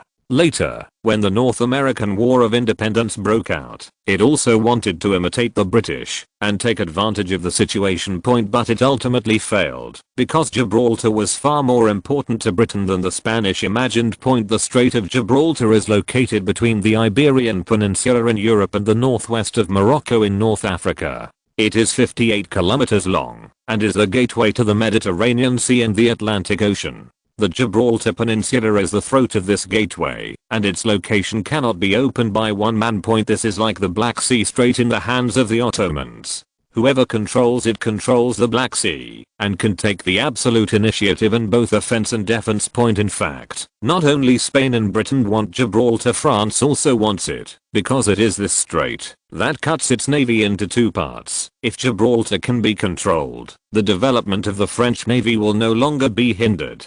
Coupled with the powerful colonial empire at this time and a larger population than the United Kingdom, it is only a matter of time before it replaces the United Kingdom. Point in fact, all Mediterranean countries, including Austria and Russia, have a thorn in their throats about Britain's control of Gibraltar. However, even today, the United Kingdom has not given up on Gibraltar, and even the threat from the United States has not made it retreat. Point secondly, there are some small details. The relationship between Queen Regent Christiana and Victoria is not close, and they have never even met before. The former should call the latter respected, not dear again. Gibraltar belongs to Spain, not to the Queen Regent, and she is only a regent, not the real king, so the statement that it was returned to me is wrong. Point. But at this time, the Gibraltar issue had knocked Victoria and Louis Philippe unconscious like a shot from a cannon, and officials and reporters from surrounding countries were also confused. Point. Because this was too exciting.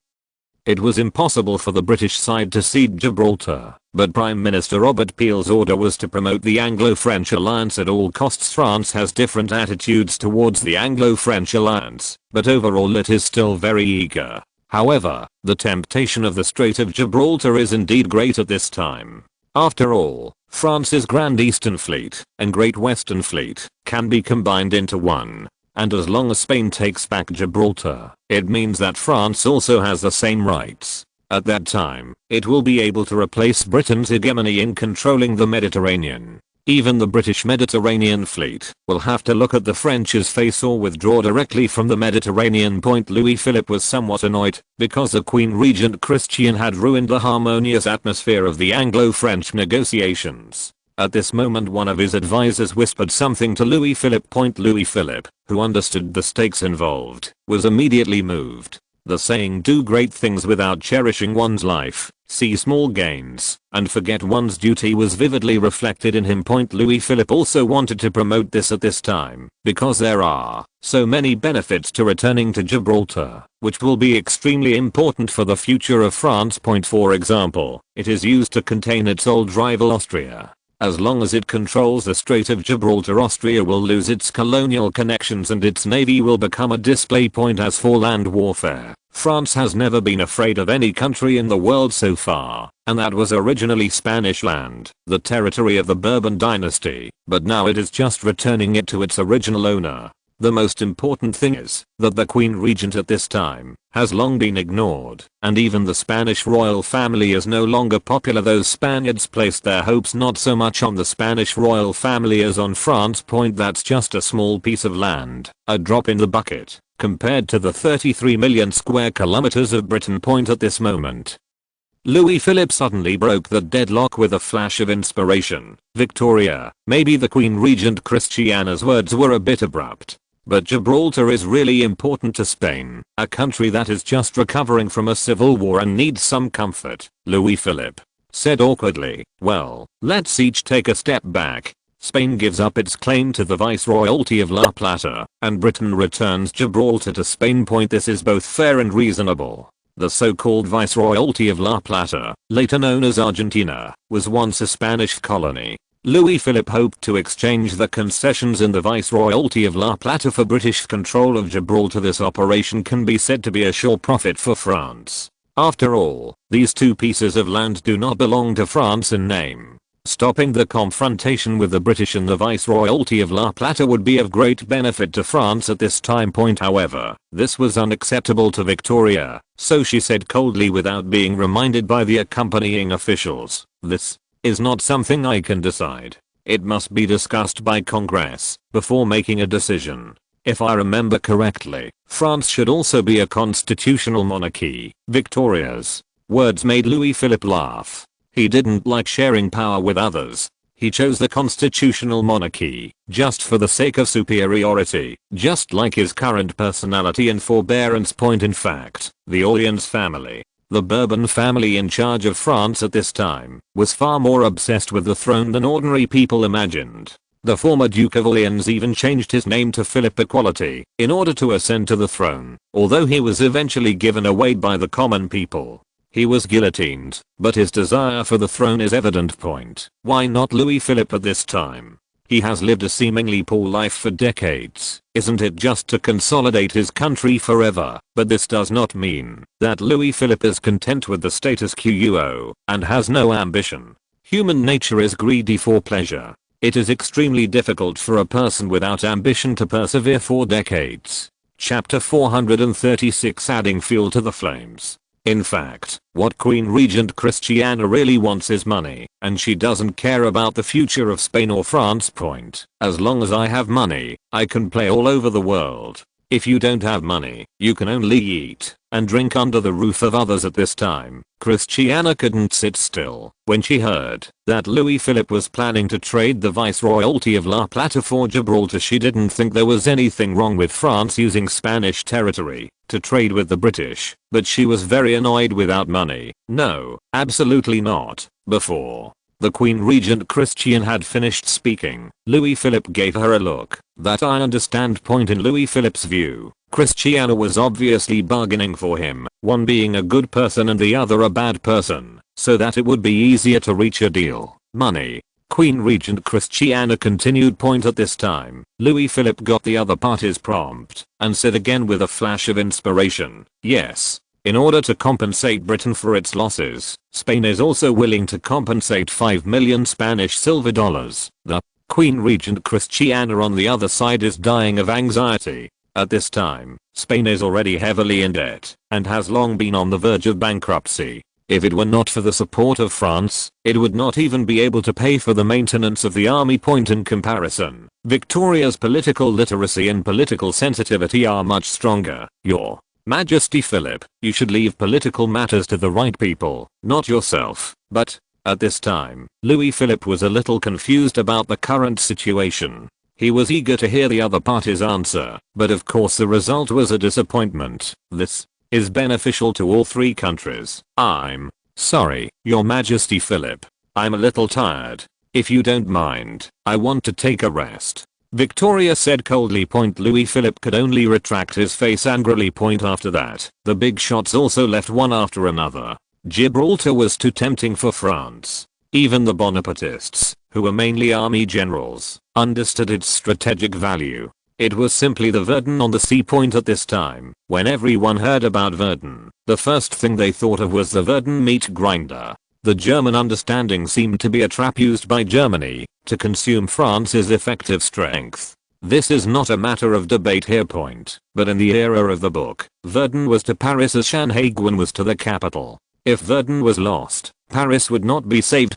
Moreover, Verdun is also the place where Joan of Arc rose to power and is very sacred and important to the French. The Bonapartists firmly supported the return of control of Gibraltar. At this time, the other two factions unexpectedly put aside their previous differences and supported the acquisition of the land because it was too important for France, which was developing a colonial empire at this time. Controlling this place would not only prevent the British from strangling the neck, but also in turn choke the Holy Alliance, thereby turning the Mediterranean into France's inland sea. In fact, not only the big shots, but also the reporters on the side felt that doing so would be beneficial to France without any harm. British people should show enough sincerity if they want peace. This article occupied 2 pages of the French newspaper Le Monde that night. Other newspapers also contributed front page headlines, but of course the style was somewhat wrong. From a political negotiation, it became a fight for justice. At the same time, he strongly advocated the positive impact France would have on the world after acquiring Gibraltar. Stand on the moral high ground and criticize others. This was the favorite show for the small townsfolk after dinner, and soon the whole of Paris was talking about it. They felt that taking back Gibraltar was just right and beneficial to France and the French. A kind of simple nationalism spread rapidly among the people, and the French were once again ignited by nationalism. They took to the streets to demand the recovery of Gibraltar. Just like during the French Revolution, the gendarmes and police who had originally driven them out of the waypoint, because the military police and police also felt that the civilians were doing the right thing, and there were some big figures behind the scenes who were adding fuel to the fire. Of course, these people were just marching in the streets of Paris and did not do anything radical. However, Bismarck, who was living in Paris, discovered something unusual. That is, this wave developed too fast. The Queen of England had only been in Paris for a few days, and the whole city felt like it was exploding. First there was an assassination, and then there was a disruptor at the banquet. It only took 3 days for the issue of Gibraltar to become well known throughout the city and to become a rousing public sentiment. Although celebrities from all walks of life in France and a large number of newspaper reporters were invited to the dinner, the fermentation speed was still too fast. Moreover, in a Paris cafe, he heard several narrators with German accents tell the whole story to the people, adding details but convincingly. Bismarck smiled and wrote an anonymous letter to Le Monde. The next day, the front page of Le Monde was occupied by the article Liberty of France. The article describes the Mediterranean as a cage that traps France, and Gibraltar is the key to unlocking this cage. Whoever takes it or loses it is a criminal who wants to imprison France. This article does not say anything about the UK, but it clearly explains the importance of Gibraltar coupled with the overwhelming century-old grievances between Britain and France, as well as the inflammatory articles such as the 10 deadly sins of the British. The French at this time wanted to immediately pick up their guns and go to the other side of the strait to fight the British. In fact, the national character of France had been suppressed by Guizot too many times before. Compromise after concession failed to bring about peace, and the people's lives became increasingly difficult. Actually, it was because Gizzard was transferred away from the center of power that some compensatory measures and stability maintenance measures were not implemented in place. The emotions of all classes in France were as irrepressible as a flood. They needed an outlet, and that was Gibraltar. They don't care about the benefits of Britain and France joining forces. They only know that, if they don't say something or do something, they will be suffocated sooner or later. At the same time, the British side is also pondering whether it should abandon Gibraltar and France and reconcile with Spain. The result after careful consideration is impossible. The reason why Britain has the courage to mess up the world is because Gibraltar is here. Even if the whole of Europe joins forces, it cannot do anything to the United Kingdom of Great Britain. But once this gate is lost, crazy gangsters such as France, Austria, Russia, and Ottoman will come to compete with Britain for the world. The United Kingdom has the smallest population among the world's major powers, just like they could not win the North American War of Independence. If the great powers were allowed to wander around the world, would the colonial system of the British Empire collapse? Besides, the purpose of joining forces with France is to make Britain's hegemony permanent, not to cultivate one or more rivals for itself. With this in mind, no one planned to continue Robert Peel's strategy of alliance with France at all costs, since the ownership of Gibraltar is more important than France's allies. Moreover, coupled with the crazy actions of the French at this time, their primary goal now became to send the Queen back home safely. Chapter 437, a hasty ending. Once doubt arises, the truth no longer matters. Negotiations broke down when the British side felt the costs were too great and that the situation in Paris might spiral out of control. Queen Victoria immediately decided to leave Paris, and the accompanying officials agreed very much, saying that the Queen's personal safety should come first at this time. As for the Prime Minister, he should understand their approach. Although the distance between Britain and France is not far, communication at this time is still very inconvenient. It is impossible for these officials in Paris to wait for orders from London before taking action. At this time, it is obvious that the moment of decision has come. On the one hand, Gibraltar cannot give up, and on the other hand, there are the angry citizens of Paris. The result is obvious that this negotiation will not succeed. Whether you want to give up the plan to join forces with France or plan for the long term, you should leave Paris first before making any plans. After all, the Queen is still the nominal head of state of the country. Once the French fail to control the situation, there is no guarantee that accidents will not happen. Due to the French government's indulgence of citizens, the British felt that the French authorities did not have enough control.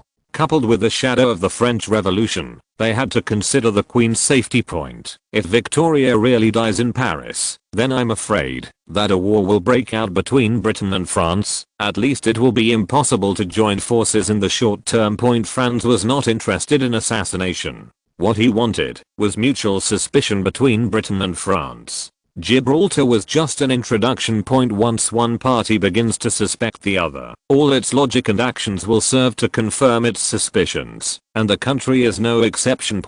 Even if they later formed an alliance driven by strong men, it would be difficult to establish real trust between them. As for the other assassinations of Victoria and Louis Philippe, Franz would not stop them. Of course, he would not have any hope, because he felt that the time was not ripe for war between the two countries, and the political systems of the two countries were relatively mature. Victoria's sudden farewell seemed a bit sudden to Louis Philippe. In negotiations, one party was asking for a high price and the other party was sitting on the ground to pay back the money. Why did you say goodbye before it even started? After an analysis, his advisors came to the conclusion that the British side was playing hard to get, and whoever surrendered first at this time would lose.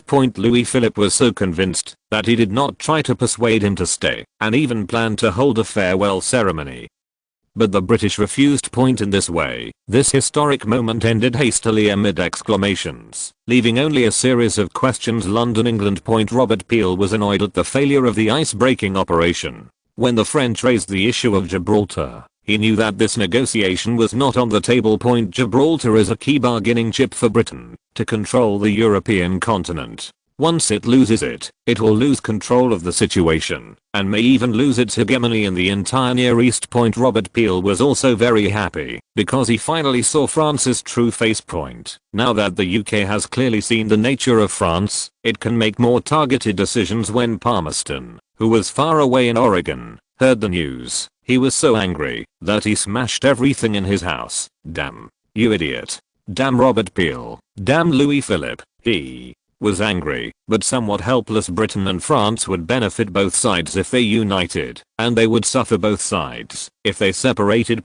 Gibraltar is indeed very important and Britain cannot give it up, but it has no necessary connection with the alliance between Britain and France. But someone deliberately led the topic here, and Louis Philippe and those French politicians are as ridiculous as their country. Historically, Palmerston had a very low opinion of the July monarchy.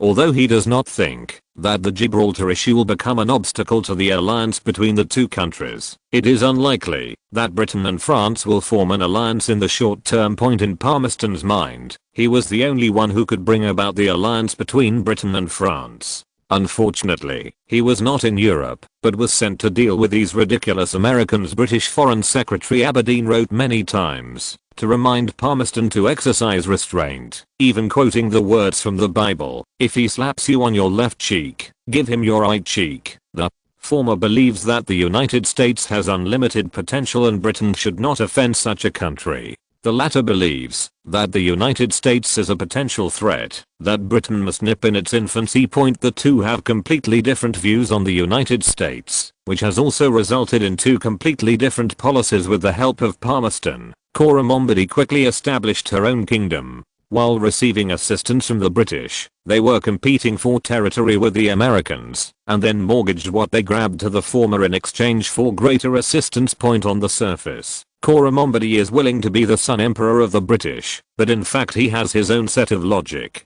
At this time, they were helping the British fight the Americans. Just because the former's bid was higher, Cora Mombody didn't mind driving the British out of Oregon, as long as the US government was willing to pay a high price and recognize his status. However, he will not really drive any force out, because Cora Mombody knew very well that when the war was over, the first person the winner would want to liquidate was him. So, as long as neither party can win, he can always be his double champion. Soon, the letters of appointment and dismissal from the US government arrived, along with some ordnance, but only military uniforms. Of course, John Taylor knew what the opponent was thinking, so he didn't make any practical statements, but he still needed to stabilize the opponent in order to find opportunities to gather troops to give the opponent a fatal blow. Moreover, John Taylor was convinced that, whether he gave Cora Mombody benefits or not, he would stop attacking the United States, and would even in turn attack the British forces to increase his own worth.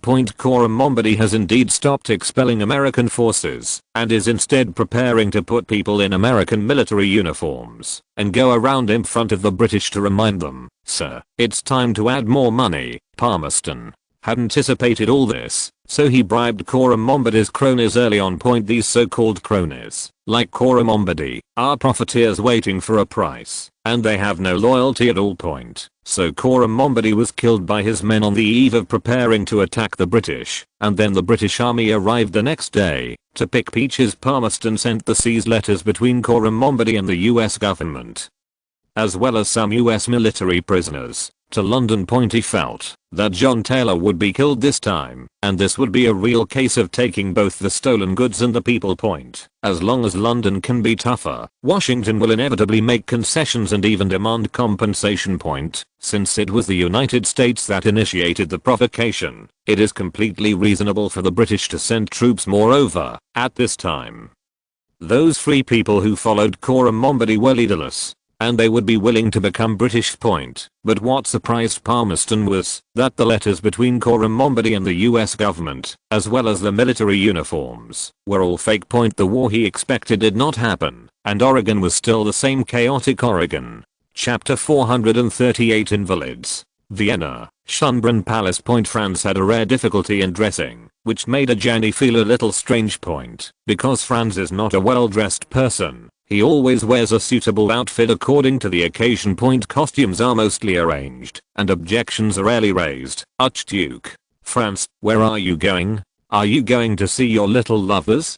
Jenny said with a bright smile. No, the theater thing has come to an end. Those people have their own business. Although there is still an element of selling sex, at least they will not go hungry or be too miserable. Franz's answer did not surprise Jenny. After all, in her mind, she should be more attractive than those little girls. Then, where are you going to make you so confused? Franz thought about his answer. Invalids. You are also prepared to follow me in a moment. Invalids? Jenny asked with some confusion. She couldn't figure out why Franz wanted to go to that kind of place. First of all, excluding business, there were only a group of disabled and dying old people there, and she didn't think there was any profit to be made from those people. Generally speaking, the elderly may accumulate wealth, knowledge, connections, and experience. So we often say that the elderly are a wealth. But the disabled veterans and the invalids do not have these things. They are just a group of people who deserve to die, but are not dead. This is a view of disabled veterans in this era. Most people forget them in the corner of time, and a few people criticize them as worms who waste food and cowards who are afraid of death. The rulers wanted to frame these people, but did not want to spend money on them. Of course, there are some special ones. For example, Napoleon's empire has been destroyed for decades, but to this day, some people still remember that Napoleon gave half of his inheritance to the veterans who had followed him. Even if those people traveled across the ocean to the United States or Brazil, they would still remember this kindness. They later made many contributions to the rise of Napoleon III and the development of the Second Empire. The second thing Jenny thought of might be that she was searching for some secret information, but most of the people in the Invalids in Vienna were veterans of the Napoleonic Wars. Even if these people knew something, it would have expired long ago. Don't make wild guesses. It was Archduke Karol who asked me before he left. He said that, although he could not help these soldiers who were loyal to the empire, as long as he walked around the Invalids from time to time, those scoundrels would restrain themselves. But now that he was leaving, he was afraid that no one would scare those little ones, so he wanted me to do it for him. Franz recalled how helpless Archduke Karol looked, but his tone was so unquestionable. This should be considered a mission. Franz smiled to himself. If you are going on patrol, it is better to wear a military uniform. Don't care about your military rank and medals, and there is no need to feel ashamed of wearing this military uniform, because you have never been on the battlefield. It is the greatest respect for them that you can see them in military uniform. Jenny was right. It would be a slight on Franz if he went to visit the veterans and the invalids wearing a luxurious formal suit. At this time, there were still 570 people in the invalids in Vienna, more than 2/3 of whom entered the invalids during the Napoleonic Wars. In fact, the requirements for the Vienna invalids are very high, unless you are injured in the National War. And you must be seriously injured to enter here. Those injured in border frictions, or fighting with bandits, gangs, and smugglers can only receive a pension at most, but are not eligible to enter the invalids. Another characteristic of veterans who enter the invalids is that they are helpless. Most of them chose to enter the invalids because they lost family members in the war, or were excluded because they lost their ability to work. Initially, some veterans with minor injuries or mild disabilities took care of those with severe disabilities, and the costs were borne directly by the royal family and the government. But soon after the war ended, the status of soldiers declined, and the management of invalids was transferred from the army to the imperial government. Post-war Austria was not in dire straits, but should be described as a mess. Young people are dying in large numbers, buildings are in ruins, and the government is deeply in debt. Austria was the country most devastated by the Napoleonic Wars. The invalids became a useless place, and the veterans became trash among trash. If it hadn't been for the efforts of Archduke Karol and other veterans who had participated in the Napoleonic Wars to stop it, the Austrian imperial government led by Prince Metternich and Count Korolaf would have abolished it long ago.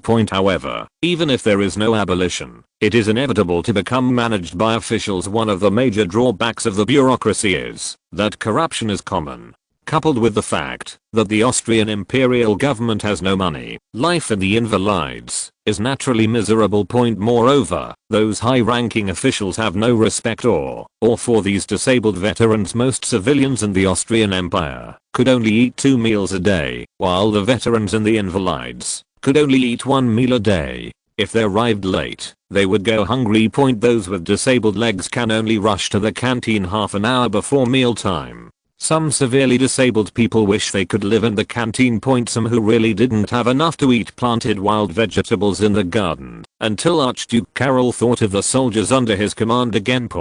But when he came to learn invalids again, he found that those once passionate young men had turned into skinny monsters, and even fought against his brothers who had been through life and death for a mouthful of gruel. Archduke Karol shot the head of the invalids on the spot, and bought flour and meat for the veterans with his own money. Afterwards, he petitioned the Austrian Imperial government, hoping that the government could allocate more funds to those who had sacrificed their lives and blood for the victory of the empire. But the answer was that the burden on the empire was heavy enough, and a statement of accounts was given, clearly recording the payments made by the government. Although the money is not much, it can definitely ensure that every veteran has white bread to eat and is full. But Austrian officials, large and small, were embezzling. In fact, the invalids did not have much money in their hands. The person in charge, who was shot by Archduke Karol, only embezzled a few thousand florins every year, and although he was the emperor's younger brother, the impact of executing an officer privately was still too bad. Archduke Karol was ordered by the emperor to leave Vienna, so he had to donate 100,000 florins to the invalids in Vienna every year, and send one of his most trusted stewards to supervise the application of the money. However, when Archduke Karol returned to Vienna 3 years later, he found that his butler had absconded with the money, and the person in charge of the invalids was also missing. The lives of those veterans have not improved much, except that they can only eat 1 meal a day instead of 1 meal a day. As a result, Archduke Karol stopped donating, and instead visited the invalids every quarter, doing what he could to at least give them 2 meals to eat. If you're listening to this novel on a channel other than Fanfic World, it means they downloaded and uploaded it without effort. We cordially invite you to visit our channel, Mundo Fanfic Novelos. There you'll find the original version of this story, and you can explore many other novels of various genres. We're waiting for you to immerse yourself in a world of incredible novels. Chapter 439, Utopia.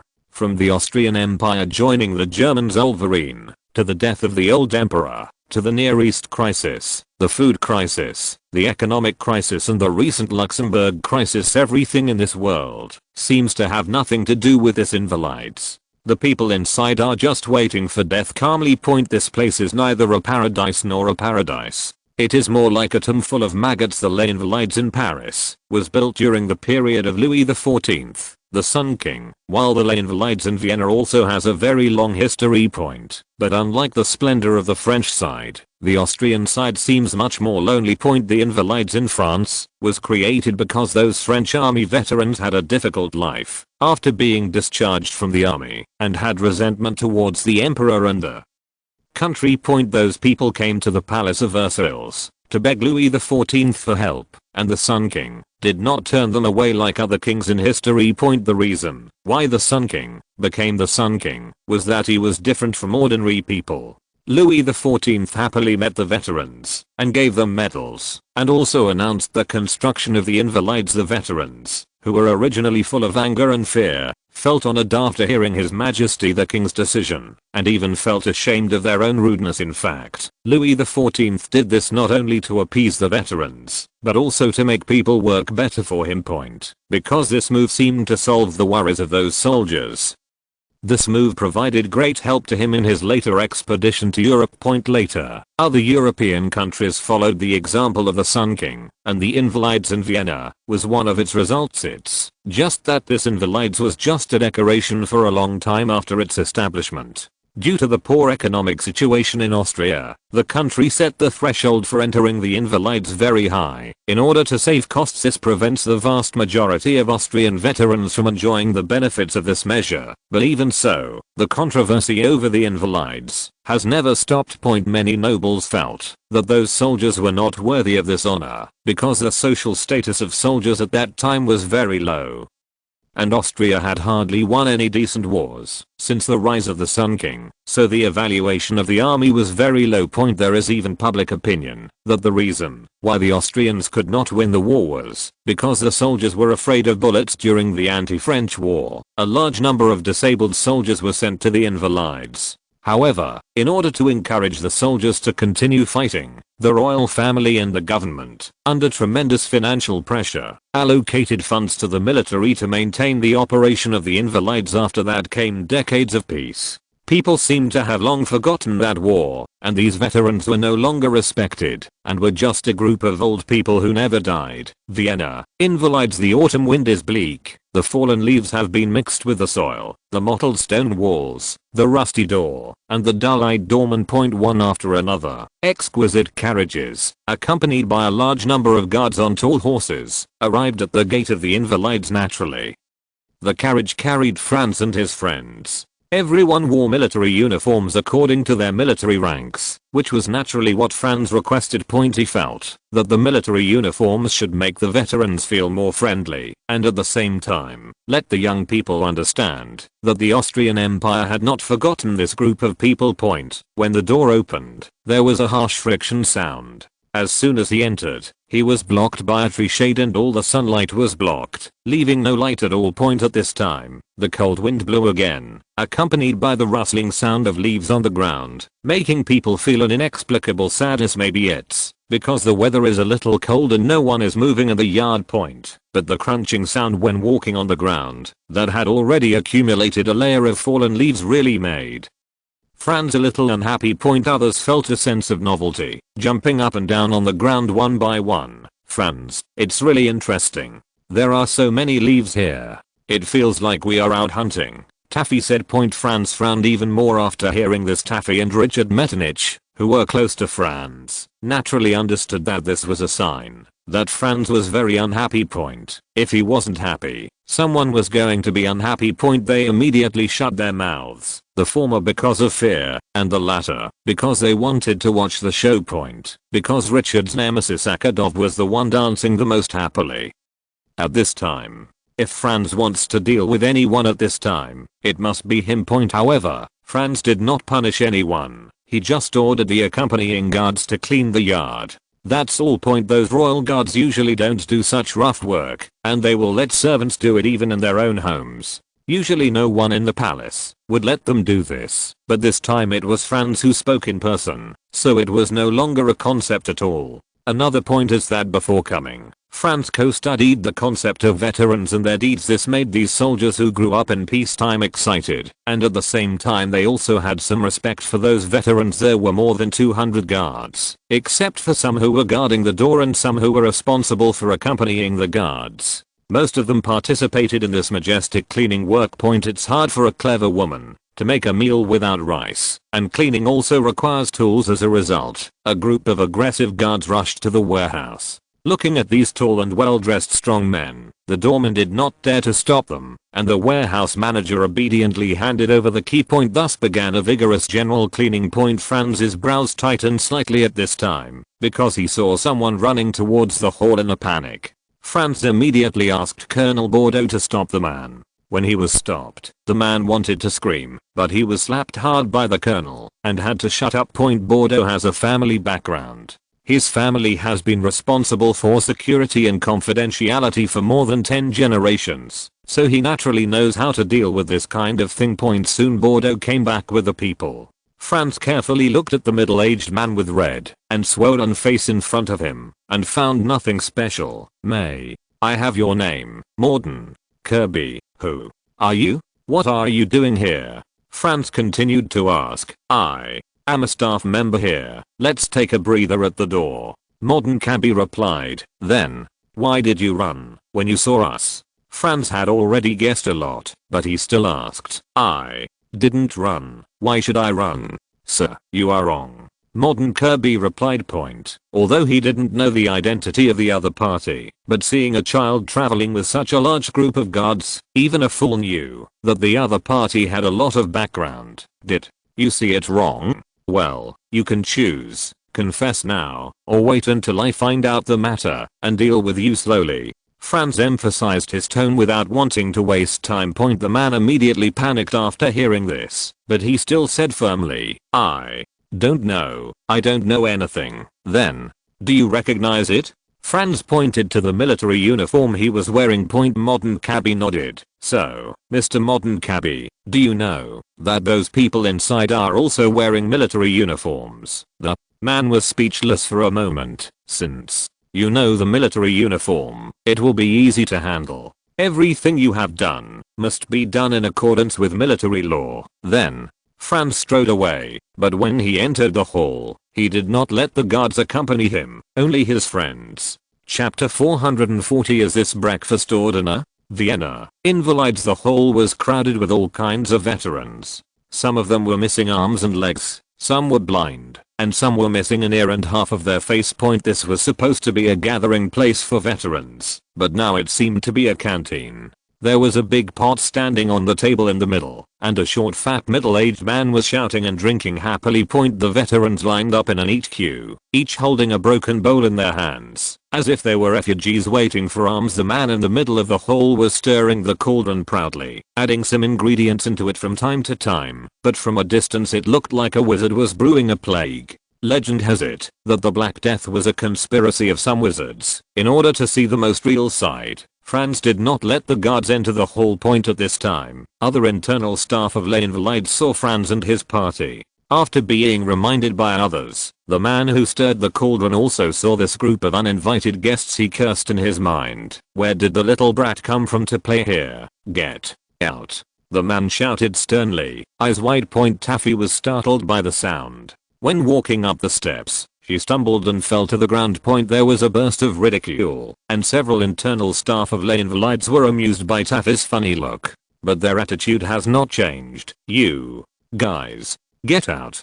Do you hear me? Akadov snorted disdainfully. He cleared his throat and prepared to reveal his identity to scare the other person.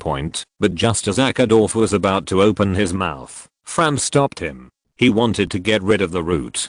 Since Franz decided to take action, he had to solve the problem completely. At least he had to get rid of this group of people. This was his bottom line. At this time, a veteran at the end of the queue helped pull Taffy up, and then smiled, but the latter was so frightened that he fell to the ground again. The veteran's limbs were sound, but his face was extremely hideous and terrifying. The entire face seemed to have been chopped into pieces. The positions of the facial features were distorted, and scars covered the face like maggots. I can't imagine what kind of trauma can leave such scars. It's a miracle that he is still standing here today. Even Franz gasped, and the others were so frightened that their faces turned pale. When the insiders on the middle stage saw that Franz and his party had no intention of leaving, they began to curse. There is a life, but no one cares about it. Are they all deaf? Are they the same as these losers? Franz pressed it with his hand and did not reply. He just walked forward. He wanted to see clearly what these veterans looked like. Franz walked step by step. Each of these people told a legend. At least from the perspective of modern medicine, it was really not easy for them to survive. In that era, when medical treatment was scarce, it was indeed too difficult to deal with such large-scale trauma and amputation. Medicine at that time was lagging behind, and the development of medical devices was even lagging behind. Those veterans with broken legs, whether one leg or both legs, only have a pair of crutches. Wheelchairs had been invented in this era, and Franz had seen them in the palace, but they were just tools used by a group of children for fun. And most of the people who really need it simply can't afford it. Although these veterans are all wearing military uniforms, they look very diverse. Most of them still wear the uniforms of their original troops, and Austria's local troops may be the most complex in Europe. On the other hand, decades have passed, and the military uniforms of those veterans have long been in tatters. And they are no different from beggars when they are mending. When they saw Franz and his party, their empty and dull eyes briefly regained their energy and envy, but then dimmed again. Franz knew that these people were isolated from the world and had physical disabilities, which made them sensitive and inferior. They envy the vitality and health of young people and their bright military uniforms. But were these veterans once passionate young people? Franz continued to walk forward, his steps becoming more and more determined, because he felt that everything was wrong. He should do something. He had to do something. He had to do something. Franz walked all the way to the stage and looked at the foul-smelling cauldron. The unwashed internal organs, the yellowed vegetable leaves, and the sticky and unknown seasonings. Big food.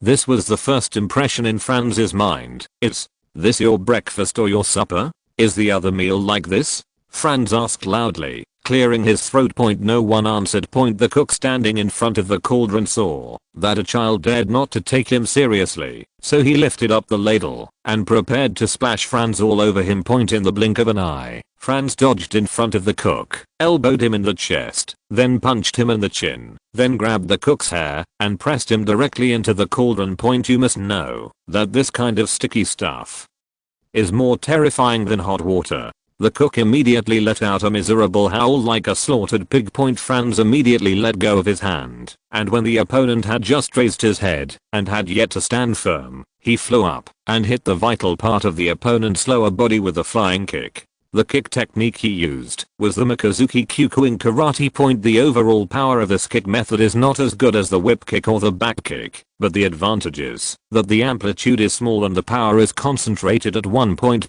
Franz's actions were too fast and too harsh. The people around him didn't react for a moment and were all stunned in place, leaving the cook with a badly burned face wailing on the ground. Those veterans were not afraid after seeing him, but the distance was too far, and they were powerless. More importantly, what the young man was doing was what they had always wanted to do. Why should they stop him? It took a while for the internal staff of the Invalides to react, but the guy was picked up and ready to cut the young man in front of him into pieces. But then Franz pulled out his guns, and there were two of them, and they were the latest revolvers that could fire continuously. Kneel down and put your head in your hands. Franz glanced back and saw that the men were still hesitating and fired 2 shots, hitting the legs of the man at the front. Kneel down and put your head in your hands. Franz repeated again, his tone calm. At this time, the insiders put down the guy in their hands and knelt on the ground with their hands on their heads.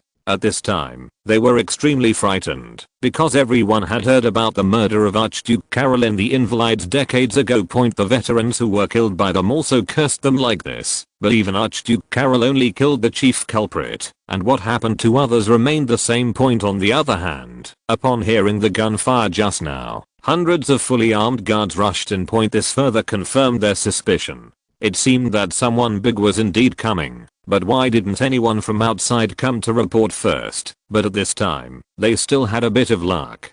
The father of the guy who was wailing and rolling on the ground, not knowing whether to cover his upper body or his lower body, worked in the Invalides. Since he can inherit his father's legacy, I think their accomplices should be fine. After all, the law does not punish everyone. Is this your breakfast or your supper? Is the other meal like this? Franz repeated his question. Finally a veteran stood up. This is both breakfast and dinner.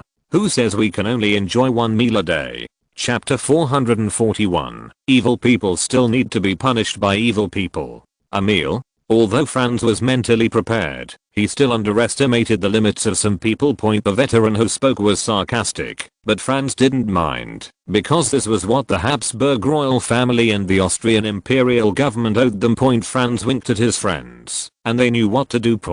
Although they usually lead the dogleggers to bully others, they are also frighteningly skilled in acting as the dogleggers. After all, they have never eaten pork and have never seen a pig run away. One by one, they picked up wooden sticks from the ground and smashed them at the internal staff, who were kneeling on the ground with their heads in their hands, muttering words while beating them back. Kneel down, don't raise your head, put your hands behind your head. They do this to imply that others should not think about resisting while beating. Those who are beaten are because they have made mistakes. As long as they do not make mistakes, they will not be beaten. Naturally, those who have been beaten will not help those who have not been beaten before.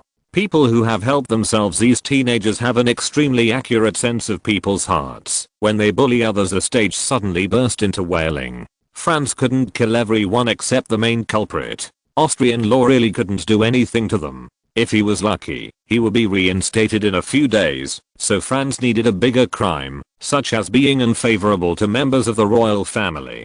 However, based on the style of the Austrian Imperial government, it would probably turn a major issue into a trivial matter. Except for a few scapegoats, the others would at best be driven out of Vienna. This kind of punishment is not enough. The veterans in the audience risked their lives to defend this country, but in their later years they can only eat one meal a day. People who do these things can't just use a word of bad ethics to get rid of it. They have to pay the price, and there are also those who are picking up the benefits behind their backs, while picking themselves clean. Franz wanted to get closer and take a look at the veteran who had spoken before, but when he got closer, he realized that the other person was blind. Franz didn't know what to say for a moment, but the other party spoke first. I was wounded on the battlefield, but it was neither the enemy nor friendly forces that hurt me, but the gun in my hand. It was the Battle of Wagram, and my regiment was responsible for blocking the French flank. The two sides fought repeatedly near the high ground, and corpses and flags filled the battlefield. Finally it was my company's turn to attack, and as a private in the first row I was lucky not to be hit by enemy bullets along the way. At that time, I aimed at an unlucky guy who was loading bullets. Following the company commander's order, I pulled the trigger. Then there was no fire from the muzzle, but a wave of air rushing towards me. My gun exploded, and I became blind. The veteran smiled to himself. That's my story, and I guess that's what you want to ask. The explosion of a rifle's chamber should be the greatest mockery that the god of destiny can make to such a warrior who is not afraid of death. But it is also a mockery of a country's industrial strength and logistics system. Can soldiers really kill the enemy boldly with such unreliable weapons? Even a slight hesitation in picking up the rifle may cost you your life. One person hesitates, two people hesitate, and the hesitations of thousands of people turn into fear. An army shrouded in fear will become a lamb to be slaughtered, or it will be swallowed up by anger and act unintentionally. In increasingly cruel wars, the above two sometimes not only fail to help, but even have the opposite effect. I'm sorry. Franz bowed solemnly. There were only 3 words, or just one simple word, but the veteran laughed loudly, and then burst into tears. He had waited too long for this. I'm sorry. Over the years, many people had laughed at him, and said he was unlucky. Even those gentle and dignified people would at most say sorry, after learning what happened to him. They might feel a little guilty in their hearts, but they never felt that they were at fault. Franz returned to the stage, took a deep breath, and tried to use his loudest voice so that everyone could hear him clearly. I'm sorry. The country and the royal family are sorry for all of you. You once risked your lives against the enemy on the battlefield for this country. You should have received better care. But the country and the royal family have failed you, and now I, Franz Joseph von Habsburg, will see to it that you get what you deserve. The veterans were moved when they heard Franz's name, but there was also a hint of dimness in their eyes. I know what you are thinking. You have heard such things and words more than once. But there are still people who dare to bully you and deduct your military pay. The veterans were silent. Bring it in. Franz gave the order, and someone came in carrying heavy boxes. Inside were pieces of brand new military uniforms, the same style as those worn by Franz and others. Soon the veterans were asked to put on new military uniforms, and some veteran royal guards with limited mobility helped them change into them. You are soldiers and will be soldiers all your life. The blood you have shed will not be in vain. If someone bullies you again, or deprives you of your due treatment, just wear this military uniform and go out on the street, and someone will naturally take charge of it for you. Justice. Franz looked at the veterans who had put on new military uniforms and still lined up neatly. There was an emotion in his chest, and he saluted as a military salute. At this time, both the royal guards and Franz and his party all saluted the military salute, and the veterans returned the salute equally solemnly. Franz put down his hand and looked at the food in the pot. It was not easy for the clear soup to be watery and viscous to appear in one dish at the same time. There was a layer of slimy stuff on top and water underneath. Franz didn't know how it was done, and he didn't want to know. So he served himself a bowl and vomited after just one bite. Franz had already mentally prepared that this food would taste bad, but he didn't expect it to be so bad. The people around saw Franz's expression distorted, but they still swallowed. Do you usually eat this? Franz asked. Yes. The veterans replied in unison. Franz then handed the bowl to the people inside the invalids who were kneeling on the ground and were beaten to bruises and bruises. Have you eaten it? The internal staff looked at each other for a while and didn't know how to answer. You said you haven't eaten it? Seeing the unhappy look on the crown prince's face, he was afraid that he would let them taste the pig food he had made. Eat it, eat it. Those kneeling on the ground replied one after another. Have you eaten? Is that considered corruption? Franz snorted coldly. I haven't eaten. I haven't eaten. Everyone kneeling on the ground shook their heads. You still dare to deny it? Let them eat everything in the pot. If they spit out a little bit, it will be a waste of public funds, and the crime will be increased. Franz's friends may not be able to do anything else, but they are absolutely professional. In Heckles, Franz had actually brought delicious food and wine a long time ago, and at this time, under a generous arrangement, plates after plates of food were delivered. Franz also bought a chair and watched and ate with the veterans. Of course, this kind of execution was not done by the royal guards brought by Franz. The guards of the big families were more skilled in doing this kind of work. Chapter 442 Big Breeders. Vienna, Schönbrunn Palace. Franz has been conducting some research in secret over the years, that is, how to breed French and British Angora rabbits into modern German Angora rabbits. This thing is usually kept as a pet in modern times because it looks good and is extremely docile, or used to obtain fur because of its high yield of plush and the excellent quality of the plush. Its hair production is 4 times that of other long-haired rabbits and dozens of times that of ordinary rabbits. But what Franz valued was its edible value. Yes, like many of his predecessors, he also had the idea of using rabbits to solve the food problem. As for the meat to material ratio, Franz is actually not particularly worried. Because Austria has a lot of agricultural land, it is not a problem as long as there is demand for feed. In fact, the meat to meat ratio of rabbits is usually 2.83.5:1. Although it is not as good as the 2.0:1 of chickens and ducks, it is not very different from the usual 3.0:1 of domestic pigs. The feed to meat ratio refers to the amount of feed consumed by livestock and poultry to gain 1 kilogram of weight. A high meat to feed ratio means that more feed is used, but less meat is produced. On the contrary, a low meat to material ratio means that it costs less, but produces more meat. So generally speaking, the lower the number the better. The meat to meat ratio of German Angora rabbits is 3.1:1, which is actually very different from domestic pigs, but the high quality fur is something domestic pigs do not have.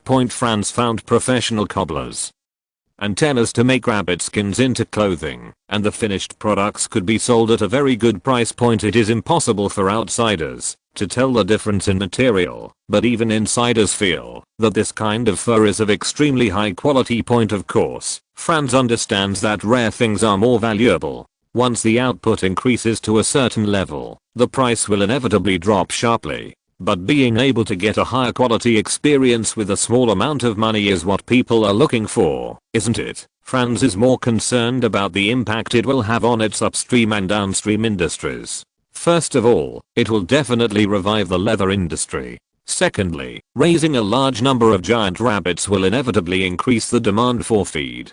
Thirdly, due to the decline in fur costs, the pattern of the clothing industry will also change. Something will definitely change. So far, Franz has not actually eaten the rabbits he raised. This is not because he finds it unpalatable, but because he is afraid that such things may carry hidden diseases. Every time people make dishes and send them to the prison for the prisoners to eat. However, whether the rabbit meat was eaten by the prisoners or the jailers is unknown. In short, so far, I have not heard of sudden deaths or special mutations occurring in a short period of time. As for the issue of Europeans not eating rabbits, there is no need to worry at all, because that is simply a rumor. The French eat approximately 20 million ducks and 1 million geese every year, as well as more than 30 million rabbits. They are also very advantageous in many other aspects, such as the breeding environment and diseases. This kind of rabbit does not like exercise and is extremely disease resistant. According to Franz's breeding experience in 4 major regions in Austria, this kind of rabbit rarely gets sick. At least so far no case of death has been reported. Very adaptable to the environment, as long as it doesn't get too hot.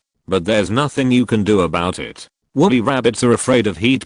However, after dozens of generations of reproduction, Franz still has not found the breed he wants. In order to speed up this research, Franz actually gave Mendel a batch of breeding rabbits, hoping that this great scientist could create some more miracles. In fact, Mendel had a lot of experience in cultivating flowers and plants, but this was his first time cultivating rabbits. But in both minds, it should be similar to cultivating flowers and plants. Franz has collected most of the giant rabbit species in the world, but they still seem to be inferior to those he has seen in his previous life, and either the growth cycle is too slow or the size is too small. It simply cannot achieve the dual use effect required by Franz. As for the natural disasters that this kind of rabbit may cause, let alone the large-scale industrial breeding planned by Franz, let's consider the living standards of Europeans in the 19th century. If someone saw a bunch of rabbits outside the city, they would definitely beat them to death with a stick to improve their family's food supply. You must know that the European population began to expand at this time, and every famine or economic crisis would cause species extinction. That's right. Eat it all. Franz's sister, little Maria, screamed with excitement when she saw his rabbit, Bunny. To be honest, Franz didn't like the sharp screams, so he had to give her a few, but he still gave her instructions just in case. The rabbits I gave you are all female rabbits. Don't let them run around. If you give birth to too many baby rabbits, I will get rid of them. Why? The little rabbit is so cute. The palace is so big. Why don't I raise a few rabbits? Maria shook Franz's arm in an attempt to be cute. This thing is very fertile. Thousands, tens of thousands of them. Can the Schönbrunn palace keep them? Maria had no choice but to lower her head, looking like she was about to cry. It was obvious that this little girl was trying to make another plan, and if Franz didn't give in, she would make a scene and call her mother. Of course, Franz would not let the matter worsen to that extent. In fact, Maria didn't dare. After all, the eldest brother was like a devil who beat people. She subconsciously rubbed her, but in fact, Franz knew this would happen, so he made allowances in advance. Okay, then, can you do addition and subtraction within 100? Meeting exclamation point. 99-65 equals how much? 34. Maria replied readily, not bad. Franz praised and then asked, what about multiplication within 100? I can. 1 to 1 is 1, 1 to 2 is 2. Maria began to memorize the multiplication tables, which was okay for an 8-year-old girl. What about division? Yes. Maria whispered, obviously lacking confidence this time. 100, no more. Why? Maria shouted unwillingly. Trigonometric functions won't, isn't this enough? Maria rubbed her head and felt that what Franz said made sense, but something was wrong. In short, getting the rabbit was the key point, so the little girl jumped away. Franz didn't pay too much attention to this episode. He was still thinking about his livelihood plans. The domestic pig species in Austria have degenerated too seriously, not only in Austria, but also in pigs throughout Europe. Rather than degenerating, it is better to say that they have evolved a more suitable survival strategy. But the future navy will need more brushes, and the soft bristles of European pigs will naturally not work. So he also brought breeding pigs back from Asia for breeding.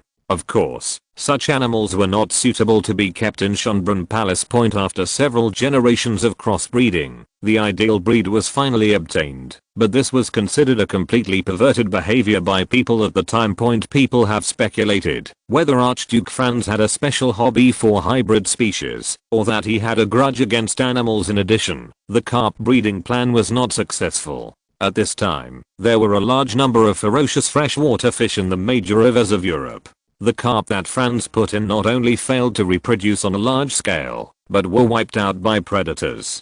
Chapter 443 The Gap Between Ideal and Reality. Vienna, Hofburg Palace. Franz made a fuss in the Invalides, but was not driven out of Vienna like Archduke Karol. First of all, he did not kill anyone. Secondly, there are many witnesses who can prove that it was the insiders of the Invalides who wanted to harm Archduke Franz. First he made provocations, and then he took the initiative to attack, and both the people and the stolen goods were obtained. The people who testified were also wealthy and nobles, and many parties were involved, so there was no room for any overturning of the verdict. What happened at Les Invalides at this time was a scandal for the royal family, the imperial government, and the military. Therefore, the Minister of Justice certainly understands that now it is time to cut the knot quickly, sentence the case quickly and harshly, and not give any opportunity to make a big fuss out of it. At the same time, various departments within the Austrian Empire also cut off from the Invalides, because this incident alarmed the emperor. Ferdinand I still valued his family very much. The emperor became furious on the throne and almost suffered another stroke. Austria's imperial power is still very strong now, especially with the economic improvement, political strength, and military victory in recent years, which has greatly strengthened the royal family's prestige. Therefore, if the emperor is dissatisfied, someone must be unlucky, and in the end the bureaucrats have to introduce another batch of scapegoats. The entire Les Invalides incident involved a total of 136 officials, including 2 Class A 5th level civil servants, 17 Class B 3rd class civil servants, 30 Class 3rd class civil servants, and a total of 81 middle and lower level civil servants. Here is an introduction to the civil service system in Austria at this time. It is a bit confusing, because it was inherited from the era of Queen Isa. There are 9 levels of civil service. The higher the level, the greater the power. At the same time, they will also be divided into 5 categories, based on their origin and academic qualifications. Those who are from high-ranking nobles, and have outstanding performance in university, are classified as Class A. Those who were born into high-ranking nobles, or who performed well in university, or those who were from lower-ranking nobles, and had at least completed university studies were classified as second class. Those who were born into lower-level nobles, or who had at least completed university studies, or who had served the imperial government for at least 30 years, were classified as Class C. Intermediate civil servants are required to have completed at least secondary school, or have more than 10 years of experience as a low-level civil servant. Junior civil servants are actually a group of odd jobs. They are said to be civil servants, but they are more like orderlies, and they have almost no possibility of promotion. Class A has 9 levels, Class B has 7 levels, Class C can only go up to level 5, junior and intermediate civil servants can only go up to level 3, and Class A starts at level 3.2. First class civil servants were sentenced to pay a fine of 10,000 florins each and to go home and reflect for 5 years without holding public office. A total of 47 civil servants in the 2nd and 3rd classes were sentenced to pay 2,000 florins each, and were expelled from Vienna. The remaining 81 people were sentenced to confiscation of all personal property, and sent to Dalmatia for 10 years of hard labor. Although this penalty cannot be called fair, it serves as a deterrent. Moreover, it also turned Les Invalides into a hot potato. Prince Metternich and Count Korolov negotiated and contracted it out. This was within Franz's expectation. Naturally, the 2 old foxes would not keep this kind of trouble in their hands, so they would use public bidding to kick the ball to others. However, there are a few powerful businessmen in Vienna who have no background. They also know that this is a piece of chicken ribs, which does not have much profit in water, but can easily bring trouble to themselves. But Prince Metternich and Count Korolov looked down upon those small businessmen, and such people were not qualified to join the game. But someone must take over this plate, because they were the ones who got it from the army, so they must fight to the end. Naturally, Franz would not really let them break the pot, so he asked someone to take over the business of Les Invalides. Of course, the conditions still have to be fought for. After all, this is a business deal. As expected, Franz succeeded in the bid. The money allocated by the Austrian government to Les Invalides was not large, but not too much. As a result, he contracted breakfast, lunch, and dinner to 3 different companies. The purpose of this is very simple. One is to let them compete with each other, the other is to let them supervise each other, and the third is to help the poor and provide more opportunities. Because of this kind of division, usually powerful big businessmen look down on it. The reason why Franz didn't send someone to do it himself was because he knew his position. If he was worried, he could send someone to supervise, but he couldn't do everything himself. After all, Franz is not a construction captain. After all, when the three companies have common interests, they might waste money together and lower industry standards. In order to put an end to this phenomenon, one is to let the veterans and the invalids give scores, and the other is to regularly send industry specialists to investigate and supervise. Thirdly, Franz will personally visit them every once in a while. Fourthly, he hopes that some children and young soldiers can visit these veterans regularly. After all, it is easy to bribe a person who is related to one's interests, but it is not easy to bribe a group of people who have nothing to do with it. When Franz and his friends came to Les Invalides again, the courtyard was still old, but there was no sense of decay. The fallen leaves and soil on the ground were peeled off, revealing the original bluestone slabs. A few veterans were chatting with the guard in front of the door, and there was a big black dog watching vigilantly outside. Old people in twos and threes sat on benches in the yard, looking at the passing pedestrians and the ever-changing city. There seemed to be a ray of sunlight falling in the dense shade of the trees. Franz and his entourage entered the courtyard, and everyone saluted solemnly. Not only for Franz's identity, but also for Franz as a person. They respect and appreciate him from the bottom of their hearts. Franz was also happy that these people could come back to life. Being respected is always a happy thing. Taffy and others also felt that they were in a good mood. They planned to let people buy some things to reward these veterans. However, Franz stopped this behavior because once people have enough food and clothing, they will start to demand dignity. He didn't want to be stabbed by some people's unconscious actions. These people had finally regained their self-esteem. I'm going to set up a glorious military foundation. You can consider sponsoring it, Franz suggested. Although Ajani didn't say anything, she obviously had great opinions on the former's behavior, but people like Richard Metternich, Akadov, and Taffy don't care about this. Since Franz said it, just pay. What they didn't know was that they were actually sponsoring Umbrella. Franz also very considerately gave them shares, but except for Taffy himself, no one else contributed a lot of money. Franz patted Taffy on the head. I won't treat you badly, then. Everyone entered the hall, which was finally no longer a canteen, but became a bar. That's right, the bar at Les Invalides.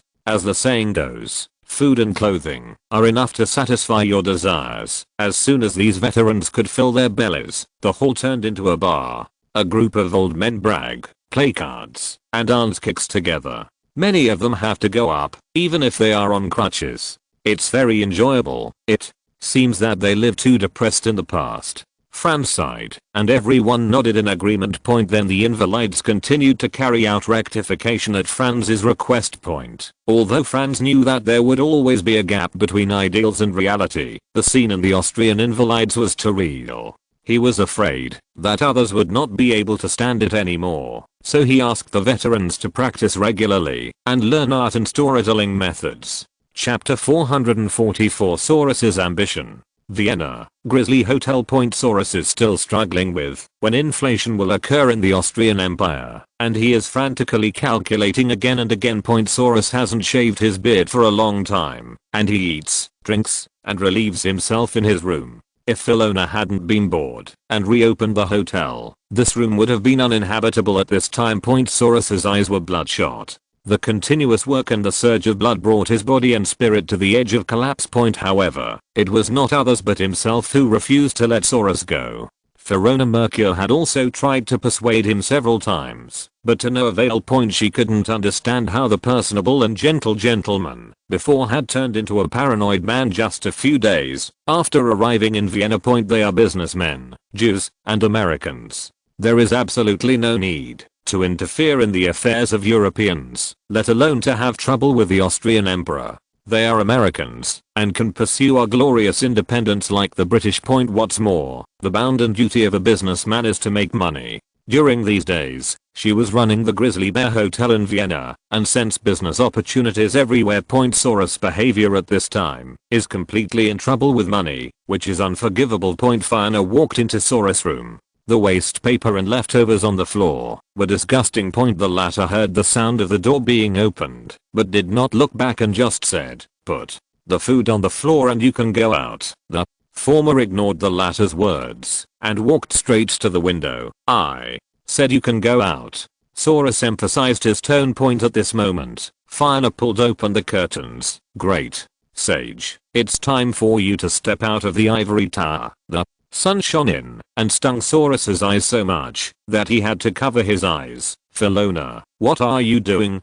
Put it down quickly. I still have work to do." Saurus stood up and pushed Fiona down. The latter fell to the ground, but she was not as angry as the former, but spoke slowly. "Your job is to go back and get married with me. Use my father's connections to climb to a higher place and climb to a position that even my father cannot climb to." Firona's words made Saurus sober up a lot. The former was talking about the latter's plan. When someone said it at this time, he felt somewhat guilty and embarrassed. "Firona, you don't have to feel guilty. No matter how good I am, I will never be able to climb to where my father is in this life. This is destined from birth, but you are different. And I also like to be looked at like this by men who are stronger than me. Your eyes are full of ambition. I knew it from the first time I saw you." Before Filona finished speaking, she was blocked by Saurus, who then picked up the former and placed her on the bed. Then we closed the door and had an in-depth exchange. The next day, Fiona rested her chin on Saurus' shoulder and watched as her husband finally shaved off that annoying beard.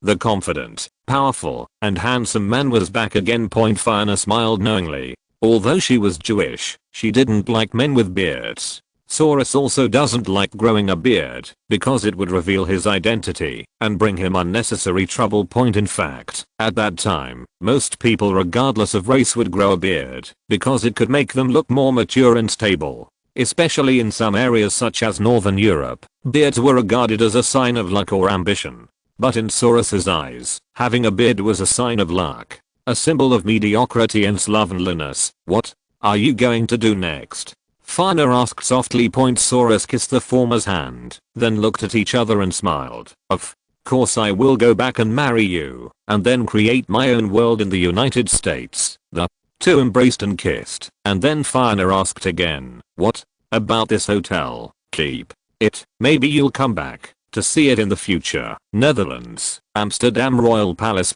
King William II breathed a sigh of relief. One of the countries that benefited the most from the discord between Britain and France was the Netherlands. After all, the British are a group of vicious wolves who seek revenge. If Britain and France join forces, they will definitely take crazy revenge on the Netherlands in particular. Although the Netherlands itself is not very big, it has a large number of colonies overseas, and many of them have long been targeted by the British. However, before William II could catch his breath, an urgent message from Jakarta almost made him spit out a mouthful of blood. The British attacked Dutch merchant ships in the Southeast Asia, which shocked and angered William II. Damn pirates. Bandits. At this time, William II's status in the Netherlands had been improved. This was naturally due to the recovery of Flemish influence. Although the businessmen were unhappy, the lower class people and the landed aristocrats were still very happy after sending the local Catholics to Austria. Satisfied. After all, they got tangible benefits. But when they heard about the pirates, all the ministers understood what they meant. The British were not easy to mess with, so no one responded, and they all continued to be mute. William II became furious when he saw that every one of his ministers seemed to have nothing to do with him. He quickly ended the court meeting and went to find his lover for advice. The Netherlands is actually not too poor, and its population is not too small, but its greatest sorrow is that it is too close to the United Kingdom. But fortunately, it has now joined the German customs union and is considered half a member of the German Confederation. Caroline was startled by William II's words, and she didn't know how to answer.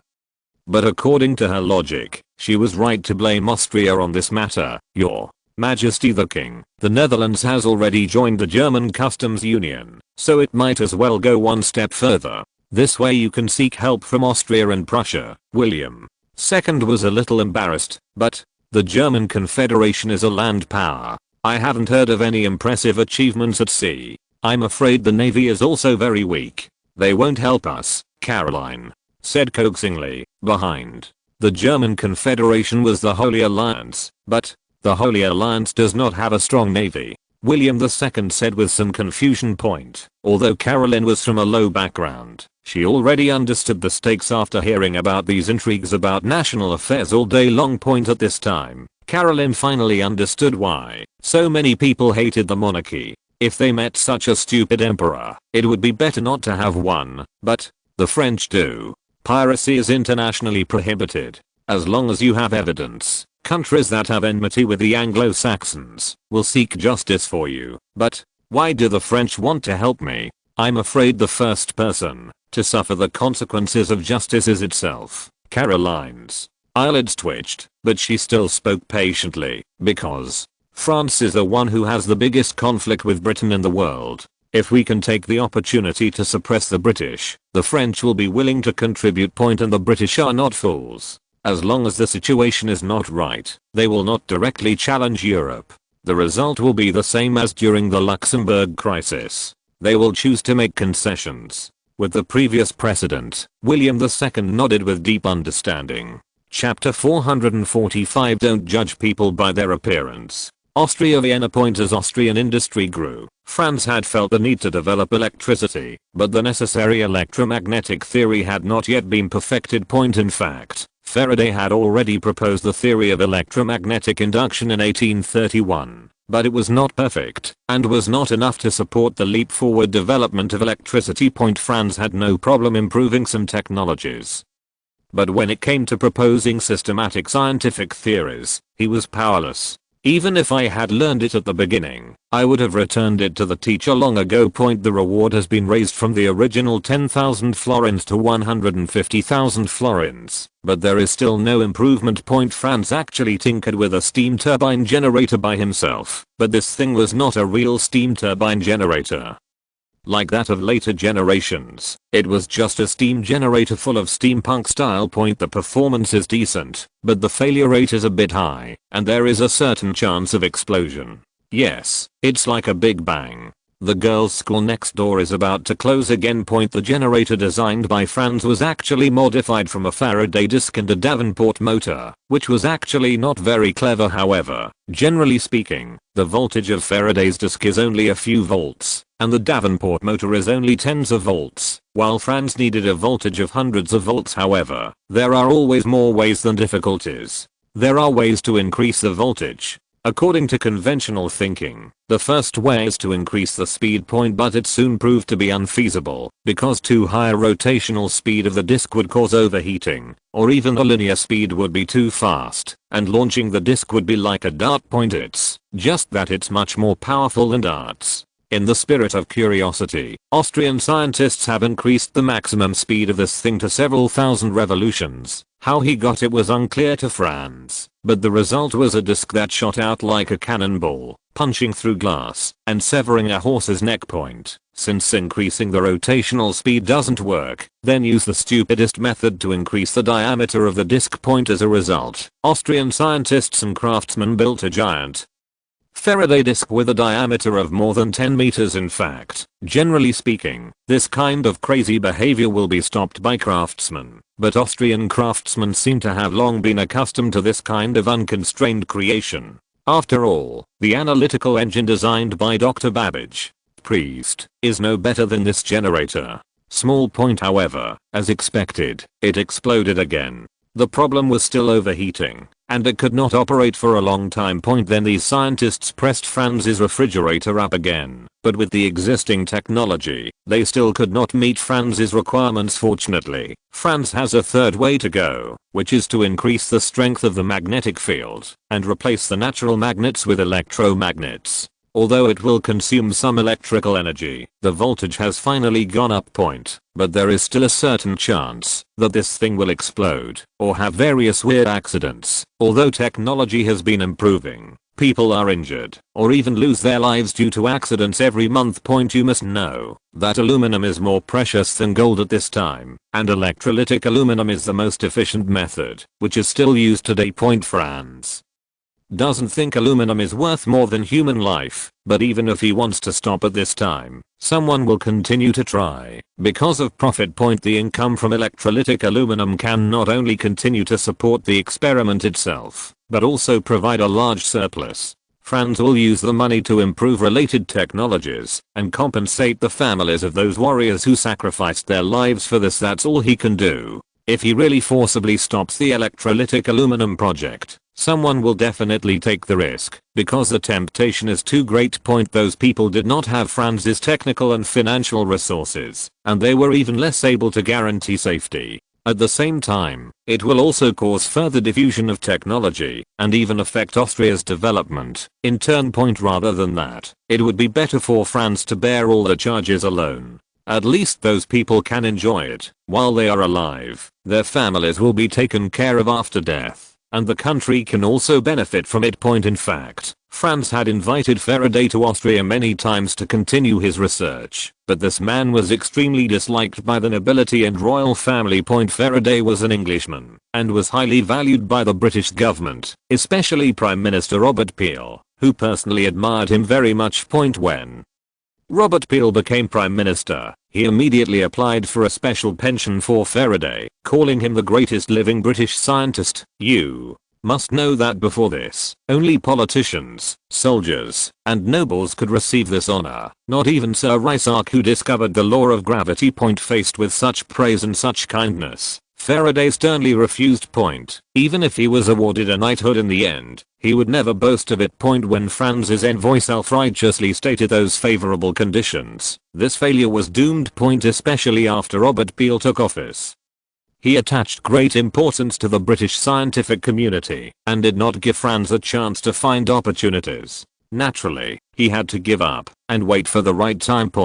But it was not all without gain for Franz. He found Zenob Graham's name on the refugee list. This man is a typical example of mistake in human history. His invention is more of a discovery than an invention. During an exhibition, he accidentally connected the wrong wiring. That is, he connected the electricity generated by another generator to the current output end of his own generator. At this time, he was surprised to find that the current from the first generator entered the armature coil of the second generator, causing the generator to rotate rapidly, and the generator turned into a motor. Then it broke the bottleneck of human use of voltaic batteries and opened a new chapter in history.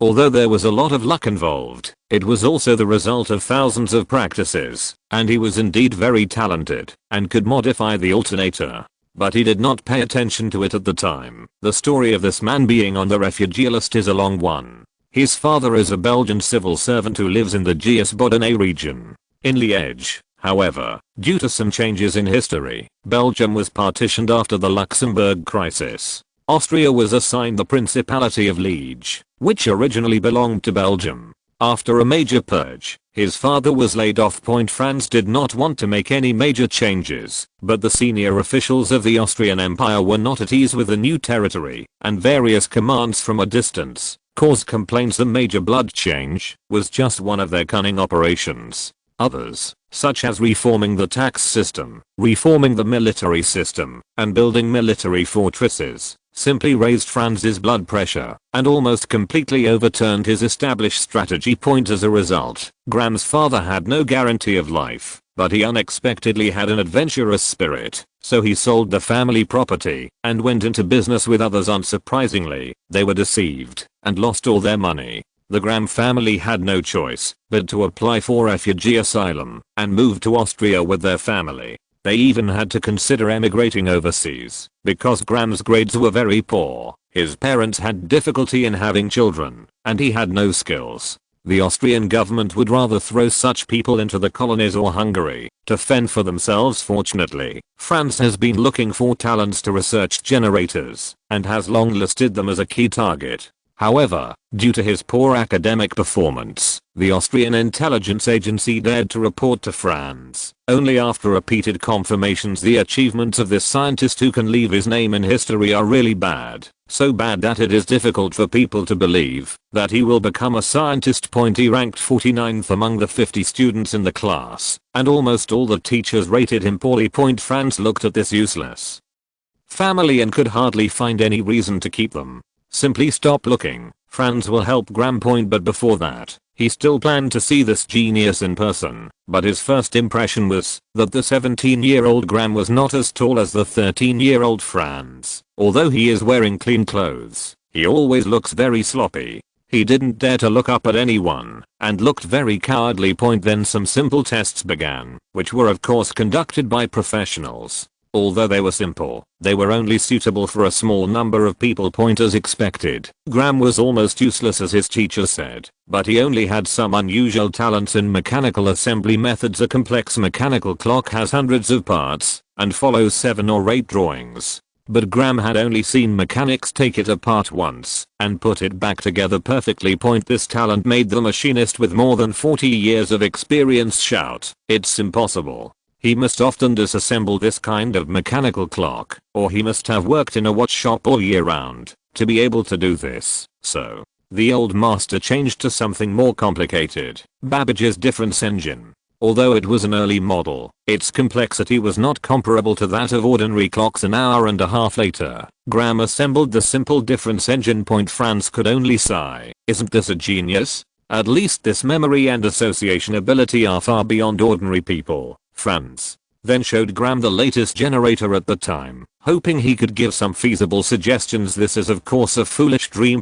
However, Franz still extended an invitation to him to become a special citizen of Austria, enjoying free tuition and living allowance. Graham was very excited to receive such an invitation. After all, it was much better than going to Africa or Hungary to open up wasteland and farm.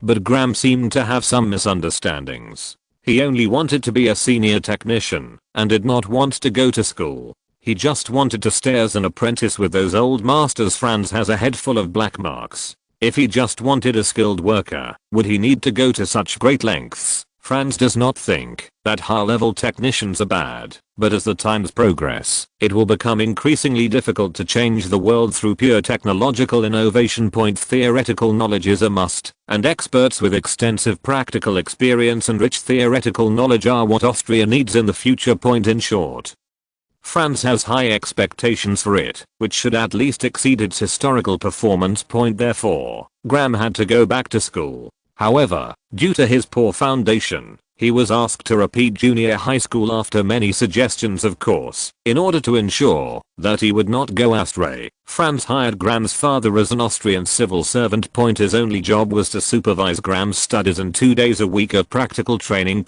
At this time, Graham suddenly made a request. He wanted to have a competition with Franz. Because in the stories he had heard, the descendants of such great nobles were usually just idle talkers. Graham wanted to see if that was true, and whether he could defeat the prince as easily as in the novel. The result was that Graham couldn't laugh at all. Franz was stronger than him in every aspect, even his strength was completely incomparable. The 17-year-old was beaten by the 13-year-old, and was unable to fight back. Especially when the two sides were testing weapons. The other side actually broke his own shuriken. That's solid. Graham sighed in his heart.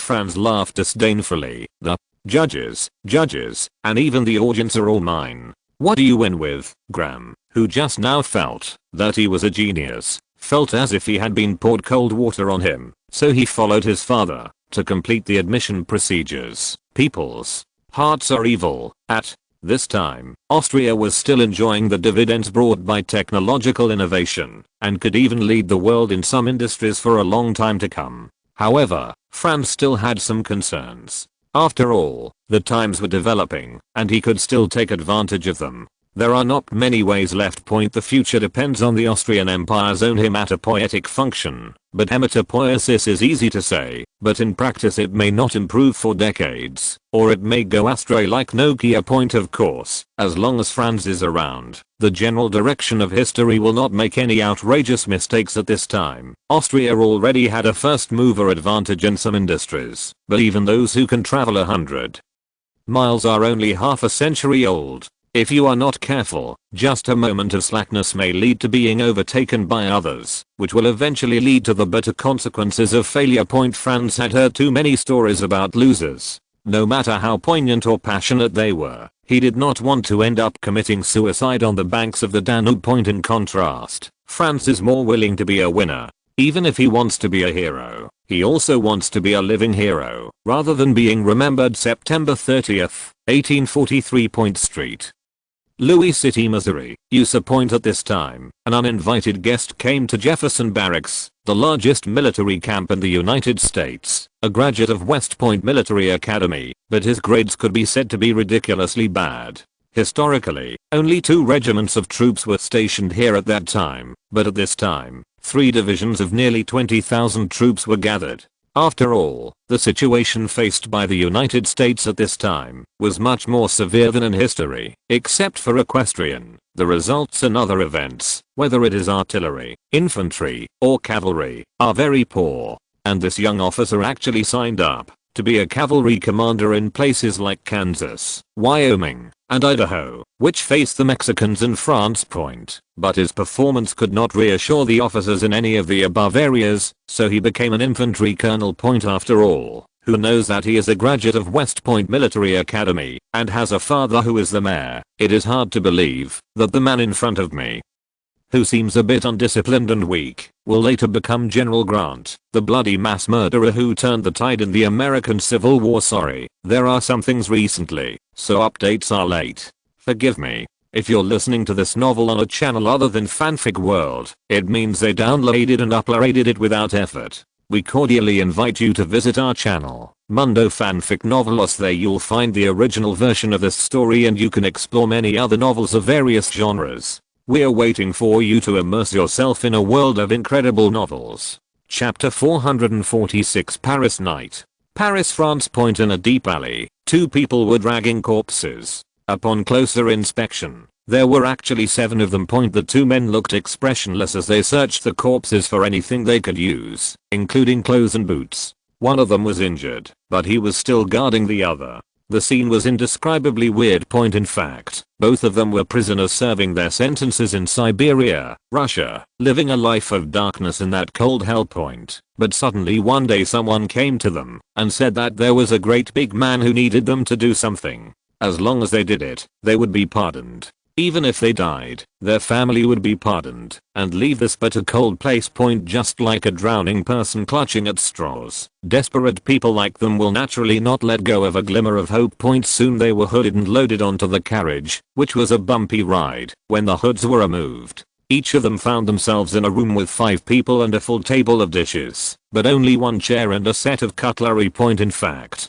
people inside the room understood everything without the people outside saying anything. Point. Human blood, violence, and the desire to survive were vividly displayed at this moment. Roger Mcallef personally took the lives of 3 people, including a tall but thin child, but he survived. Point. Suddenly he heard an urgent bell ringing outside, and Roger Mcallef felt that it was time for him to go out to meet the big man. Point. Roger Mcallef does not like the way of this big shot, but he must live until the end to let his family return to the warm southern Russian steppe. Point. But when Roger Mcallef opened the door of the wooden house, he was dumbfounded, because there were many similar wooden houses around, and those doors were also opening slowly. Point. After this night, only 20 of the 500 prisoners survived. Afterwards, they were sent to the special 3rd section for emergency training. In the end, only 10 people came to Paris, and the others were eliminated. Point. Their mission is simply to kill one of them at the meeting between Queen Victoria of England and King Louis Philippe of France. It doesn't matter who they are. Point. If the assassination is successful, they are considered heroes, and these heroes and their families will receive amnesty, regardless of whether these heroes are alive or not. Point. If the assassination fails, they will not be recognized. If their identities are exposed again, their families and themselves will be erased from this world. Point. Regardless of whether the mission succeeds or fails, there will be a ship waiting for them next to the canal. This ship is a British merchant ship that has immunity and can freely pass on the same. Point. Of course, Duke Liu also gave them the opportunity to withdraw and return to Siberia as if nothing had happened. Point. But although these people don't know the specific identity of the other party, they all know very well that choosing to quit at this time is tantamount to committing suicide. Point. Afterwards, these 10 people were arranged to Paris with different identities, with the purpose of approaching and killing the target. Most of them were arranged in the crowd with ordinary people, and some were given the status of reporters and attendants. The person closest to the target that day was only about 50 meters away, but the sudden attack disrupted the entire arrangement point. The chaotic crowd and a large number of soldiers completely separated them from the target. Later, a large number of patrol police drove them and ordinary people away from the scene, and they could only sit back and watch the plan fail. In fact, in Franz's view, the Russians' one-shot deal seemed too primitive in approach. At the very least, the Dutch would deliberately find someone with a Russian accent to bribe Adolf Fitzclarence, and even if they failed, they would lead the person in the wrong direction. Adolf Fitzclarence was the captain of the Victoria and Albert and the illegitimate son of the former King of England. But in fact, this approach of the Russians often has the highest success rate, but Franz disrupted the plan. The assassination failed before it could be carried out, which also disrupted Duke Leobay's plan. These people are all very dangerous desperados, and among them are very brutal political prisoners and members of cult organizations. It was impossible for him to let these people return to society, let alone let the French help him. Coupled with the failure of this assassination, Duke Leobay could already imagine Nicholas I being furious. He now has to solve the mess he created, so a real-life Paris battle royale begins. In fact, there is a hint of a violent neighborhood. After all, Duke Leobay also asked the local gang to help in order to increase the success rate. None of the 10 killers returned to the pre-arranged ship, because those killers also knew who they were working for, at least who the big shot was working for. Nicholas I would not allow losers like them to remain alive. The gang members teamed up with Duke Leobay's agents to launch a raid on the killers, but the battle was not fierce. There was no fierce gun battle, and there was no crazy racing scene. Although Russia had acquired a mature technology for manufacturing revolvers at this time, only high-ranking officials were actually equipped with this weapon. Even officers can't have one-man power. And the equipment rate of the Tsar's Guard is less than 50%, let alone non-staff personnel such as the Special 3rd Division. This is not because of the high cost of the new revolver, nor because of the lack of Russian industrial strength, but because this weapon is too cheap and excellent. It affects the interests of many people. As a result, this standard weapon has become a rare commodity. After all, no one in Europe can compare with Russia in terms of corruption at this time. The agents of Duke Leobay didn't have it, nor did the local gang members in Paris, but that didn't mean that they didn't have it among the assassins, who were supposed to assassinate the king. After a day and night of hunting, 6 of the 10 killers have been confirmed dead, 2 have left Paris by boat, and 2 others are hiding in unknown corners, and most of Duke Leobay's men have been lost. This is not because those killers are really super soldiers, but because the French police are a little embarrassed. After all, Louis Philippe was very angry because of the shelving of the alliance proposal.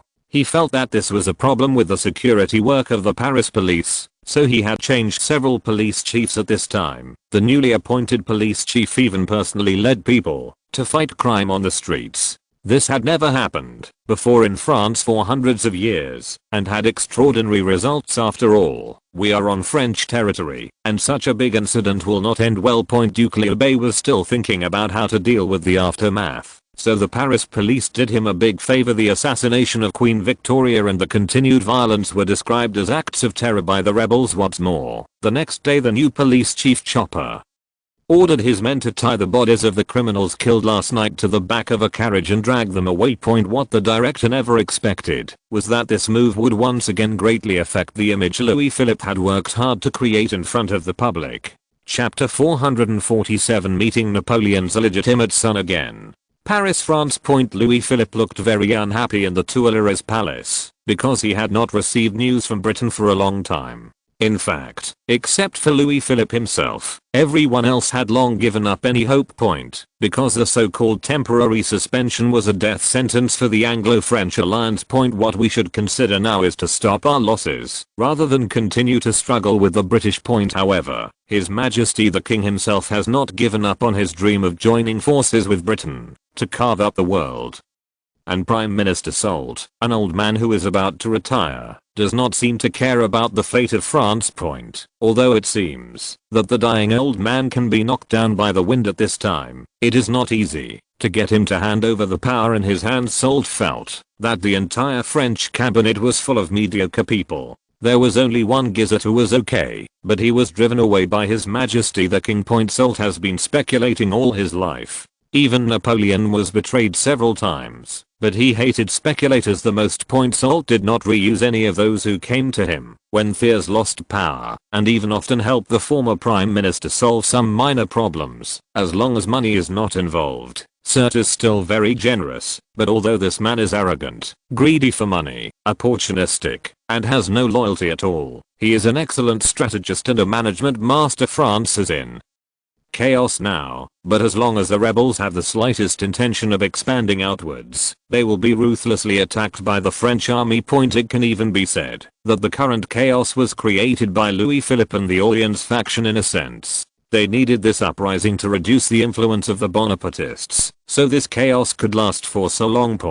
As long as the money or orders are in place, Soult can immediately mobilize a large army to quell the rebellion with an order, just like last time. Ron, Lion. Southeastern France, close to Switzerland and the Kingdom of Sardinia. That's why the rebels always come back from the dead. The French frontier troops also know this, so they always make easy money. At this time, the armed forces in Lyon were becoming stronger due to the ineffective suppression of the Bonapartists. The Bonapartist General Ville had no troops to send at this time, only a group of gendarmes who could not fight at all. They were pacing back and forth in the headquarters, obviously very angry. Leopold did not participate in the Napoleonic Wars, nor did he have any military exploits. He only relied on his bragging and business management skills to get into the upper echelons of the Bonapartist faction. In more than 10 years he had never fought in a war, and he had never even killed a chicken. The previous several battles with the rebels not only failed to make any progress, but also resulted in the loss of troops and generals.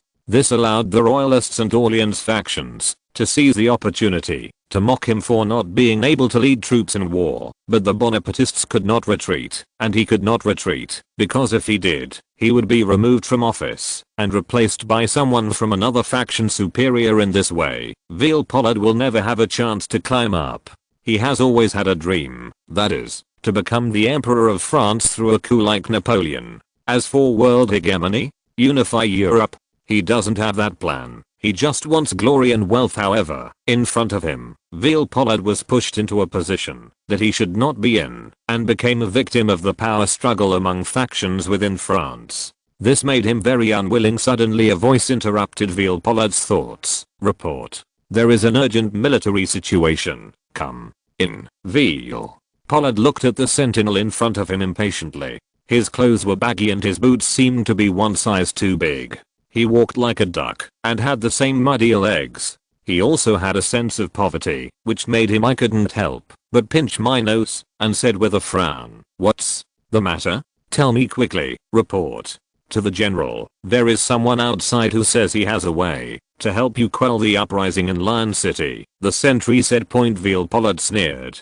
He had seen so many people like this recently that he thought it was his chance to make a name for himself. Little did they know that a clever woman can't make a living without rice, and no god can defeat the city of Lyon without soldiers, let alone the bloody street fighting. Let him go, said Leopold angrily. Master General, he said he knew you had no soldiers to use, and he could quell the chaos without a single soldier from you. The sentry said again. This time Leopold was slightly surprised, but still didn't believe it, so he just said it casually. Let him in. He is here, said the sentry. Leopold said casually. Where? Only then did he realize that the sentry in front of him was the one who wanted to see him. It's me. My name is Charles. You can call me Mr. Charles. Only then did Leopold see the other person's face clearly. There was a contemptuous smile on that young face. There is no doubt that this is a mockery of him. After all, there are outsiders in his military camp, but he doesn't know it. This is simply a shame for the officer, but Leopold was parachuted to the Lyon area to take over this mess. He didn't even have an orderly beside him except an adjutant, so he was in such a mess. Fortunately, Veal Pollard does not have any arrogant self-esteem. As long as the other party can really help him solve the crisis at hand, it is not a problem for him to call the other party master. So, Mr. Charles, how are you going to help me? Veal Pollard's attitude changed so quickly that the other party was a little stunned. For a moment, he even felt that he was in the wrong place.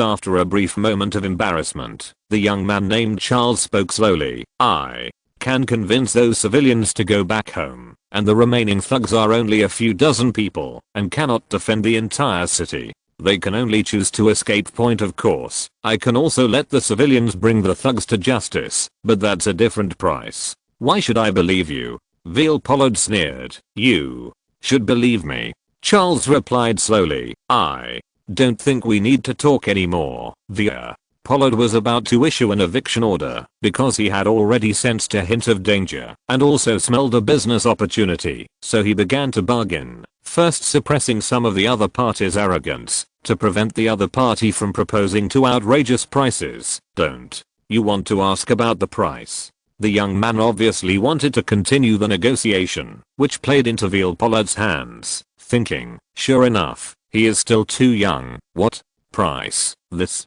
Philistine attitude made Sheil feel disgusted, but he really admired the other party's speed of change. I want a general. No. Veal Pollard replied decisively. He even felt that he heard wrongly, or that the other party was a madman. Then, Colonel, too. Charles continued to answer. Who do you think you are? Veal Pollard said angrily. Napoleon's son. Charles replied calmly. There are many legends about Napoleon's illegitimate son, mainly that almost every single mother will say this to her son. General Napoleon had an affair with someone's mother was already on his ears hearing the legend, and this one before him was the most outrageous. He looked like he was only a teenager. Napoleon had been dead for more than 20 years. How could anyone believe this? Chapter 448. A road that the British never imagined. Paris, France. The rebellion in Lyon was put down, which relieved Louis Philippe's brow. After all, this was the best news he had heard in recent days. The agreement reached during the previous meeting with Victoria was actually detrimental to the French side, because the French gained nothing, and the British, although they gained nothing on the surface, succeeded in actually bringing the Viceroyalty of La Plata into their sphere of influence. As for the rebel forces that had previously announced their support for France, they were swept away by Rosas like fallen leaves in the autumn wind. This is not because of how powerful the Argentine government forces are, but because his opponents are really bad. Those so-called rebels thought that with the support of the French, they would go home to farm and herd cattle, and even the army was disbanded. What's more, they even started doing business with Rosas and the British without any sense of crisis. Rosas's strategy is a typical neighbor: stock up on food, I stock up on guns. The result of the collision between the two is naturally a complete victory for the warlord. But at this time, Rosas also put away his previous arrogance and began to try to please the British. He began to consider changing his strategy. His routine of stimulating public enthusiasm by defying European powers seemed to be unworkable. In fact, Rosas had a very strange brain circuit before, that is, he felt that he could improve his prestige by despising the strong, so as to implement his rule more effectively. However, the reality is that his army is completely vulnerable to great powers like Britain and France. The so-called fleet cannot even get out of the port, and the brave people dare not even breathe. It's just that this man coveted his next door neighbor Uruguay, but never gave up. He decided to bribe the British to support his war against Uruguay. This sounds crazy. After all, Argentina at this time has just emerged from the shadow brought by the French. But now it seems a bit unbelievable to immediately want to attack the neighbor. But the reality is that his behavior unexpectedly received a response from the British, because at this time the British also needed a breakthrough to vent their prehistoric power. The Queen was assassinated, the prince's husband was injured, and France exposed its ambitions for Gibraltar. All this made the already troubled Robert Peel cabinet even worse. Palmerston fought fiercely with the Americans in North America. In India, Earl Ellenborough and the Assens fought back and forth, and claimed that the Sikh Empire and Afghanistan were already huge threats to Britain. Point on the European continent, Austria looks like the hegemon of Central and Southern Europe. The Russians dominate Eastern Europe and are ready to go south at any time. There are even rumors that the latter has decided what to plant there. Fortunately, Sweden in Northern Europe has not done anything outrageous, except occasionally snatching a few salted fish. As for Denmark, although it has always hated the British, it seems that the pro-British faction has the upper hand. On the contrary, it is the closest to the British at this time power. As for the German region, Hanover's land is as big as a palm and its bones are as big as a fist. At this time, Prussia was considered to be a silver-like pewter spearhead, which was of no use, but good taste. But what worried the British most at this time was Western Europe. The future of France and Spain's alliance was immeasurable in the eyes of Robert Peel. It is also the only organization that can compete with Britain at this time, and it is not easy to recruit helpers to deal with France together. Civil strife continued in Austria and the German Confederation, and Russia was too far away to do anything. At the same time, the current Holy Alliance seems to be determined to develop in one direction. Among them, Austria's enclosure race in Africa and Asia can be easily solved. After all, the British Empire's navy is invincible, but Russia's encroachment step by step will be difficult to deal with. Robert Peel decided to temporarily change the direction of colonization and invade Latin America. After all, the French took the lead, and coupled with the decline of the United States, the Monroe Declaration was trampled like a piece of toilet paper. In fact, in history, Britain's invasion of Latin America was mainly based on economic means, and there was naturally a profound reason why it did not end directly. But at this time, Robert Peel has put all that behind him. All he wants now is to quickly get Britain back on track and keep its #1 spot in the world. That's all. Latin America is rich in products, fertile land, and cheap labor, but it is not so easy to conquer. The concepts of winning a war and conquering a land are completely different. Haiti, now one of the most backward countries in the world, was once the light of Latin America. Haiti was the first independent republic in Latin America and the first black republic in the world. This small country located in the northern Caribbean and west of Hispaniola has defeated the French Republican Army, the Spanish, and the British. Even the arrogant Napoleon fell on this small island. This forced the European powers to consider the cost of colonization. After all, everyone engaged in colonization to make money. The initial investment in colonization was huge. If the costs of war and stability maintenance were added, the gains might not be worth the losses. This is also the reason why so many powerful countries in later generations were unable to win Afghanistan. Because the input-output ratio was inverted, it was difficult for people to be interested. In fact, the living environment in Latin America at this time was not much better than in Africa. It was also full of diseases and poisonous insects. During the ongoing Brazilian Civil War, Pedro II wanted to sell land to European countries in exchange for support, but no country bought it. This is not because the land in Brazil is not fertile, but in areas controlled by the rebels, and even if they go deep into the interior, the cost of transporting local products back to the country is too high. Unless a railway is built to the seaside port. But this cost is also very high. The European powers have not finished repairing their own railways, so how can they be in the mood to repair other people's railways? However, with the support of Britain, Argentina's invasion of Uruguay went very smoothly. Like a devastating force, Uruguay was quickly defeated, and the entire territory fell in less than a month. Montevideo was generously leased to the United Kingdom by Rosas. Robert Peel was naturally not satisfied with a small port. What he wanted in his heart was to make Latin America a second India. The victory at this time brought long lost joy to Britain, and Robert Peel felt that he would guide Britain's future. In fact, at this historical dividing point, the path chosen by Britain is not as easy as it seems. But once it succeeds, it will bring earth-shaking changes, more resources, more population, and stronger hegemony. It's just that the British actions have aroused the vigilance of the Brazilian Empire and once again touched the bottom line of the French.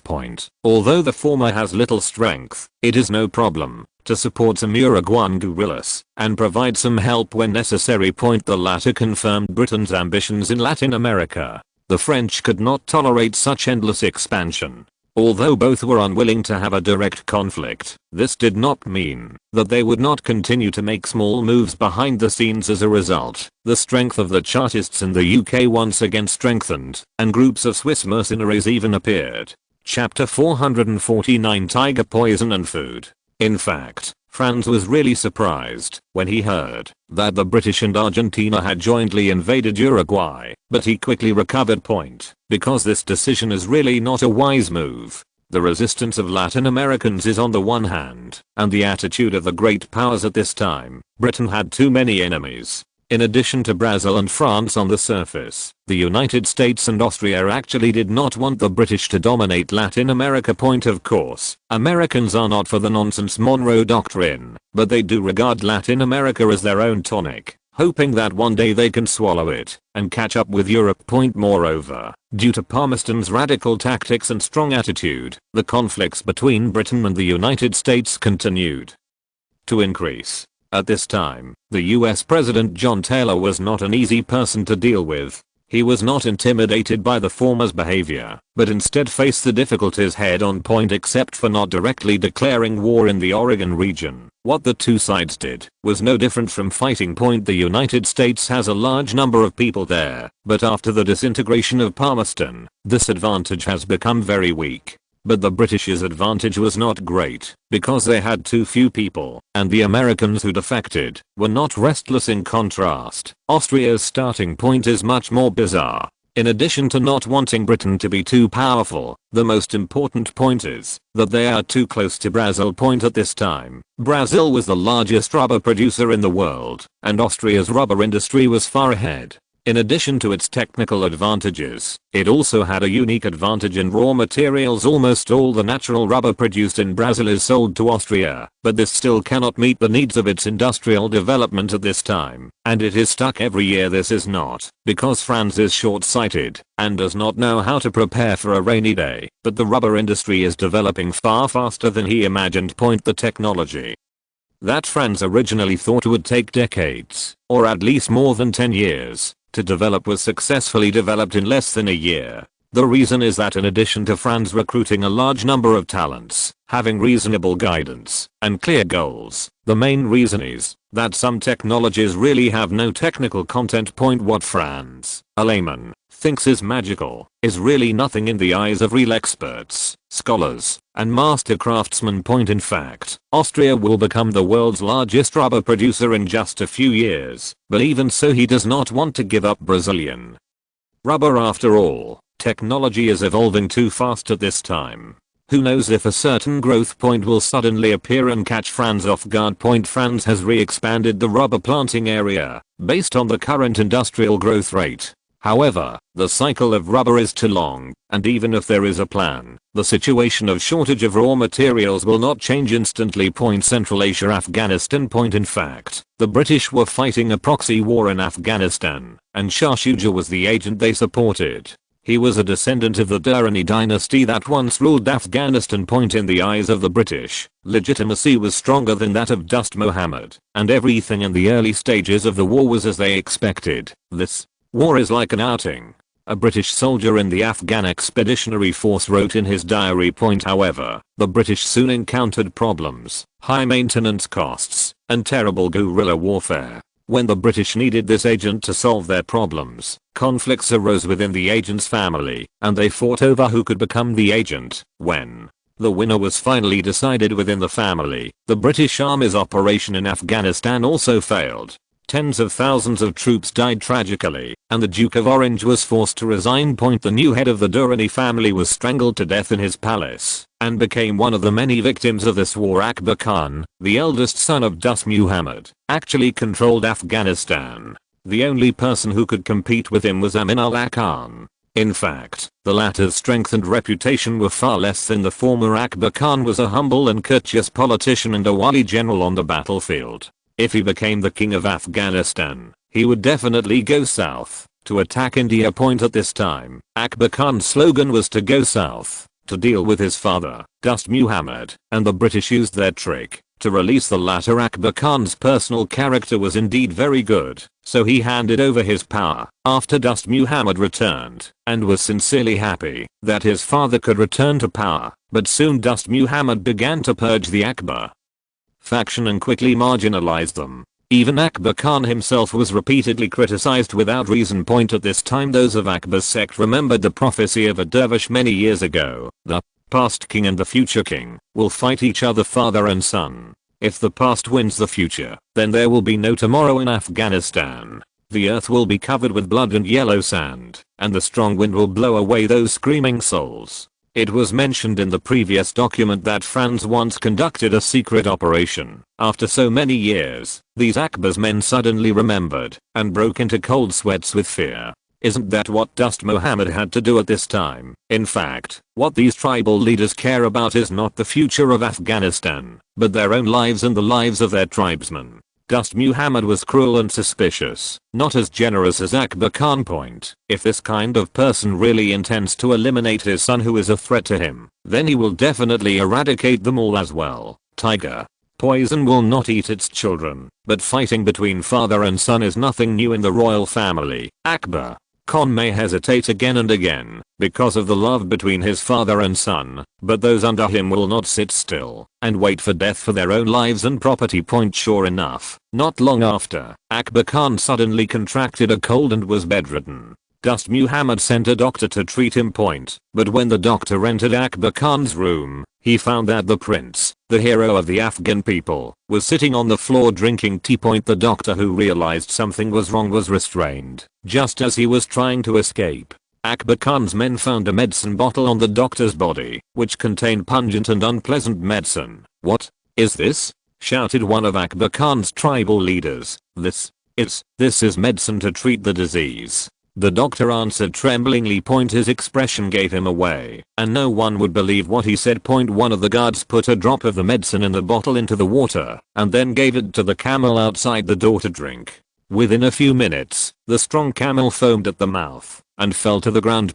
The guard drew out his scimitar and pressed it against the doctor's neck. A faint line of blood was drawn due to excess of force. Explained before the guard finished speaking, the doctor burst into tears. "The Emir sent me. If I don't do it, he will kill my whole family. For the sake of Allah, please spare me. Master, please make your decision." The tribal leaders around Akbar Khan gathered around him, naturally hoping that he would become king. He also knew that, if he didn't follow what these people wanted, they probably wouldn't give up, and could only sigh helplessly. "Doctor, you go back and tell my father that you watched me drink the medicine with your own eyes. You have to believe that my father is not the only one who can kill your whole family, but you know that, if you do as I say, you can at least ensure that your family can survive. Come down."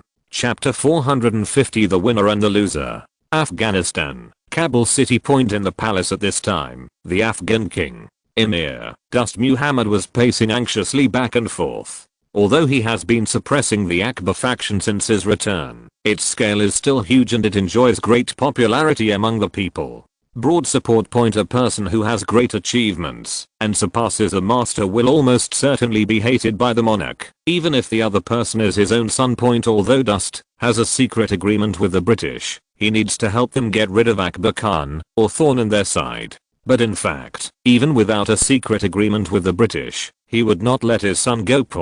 Because his influence and prestige are already greater than his father's. This is something no king can tolerate.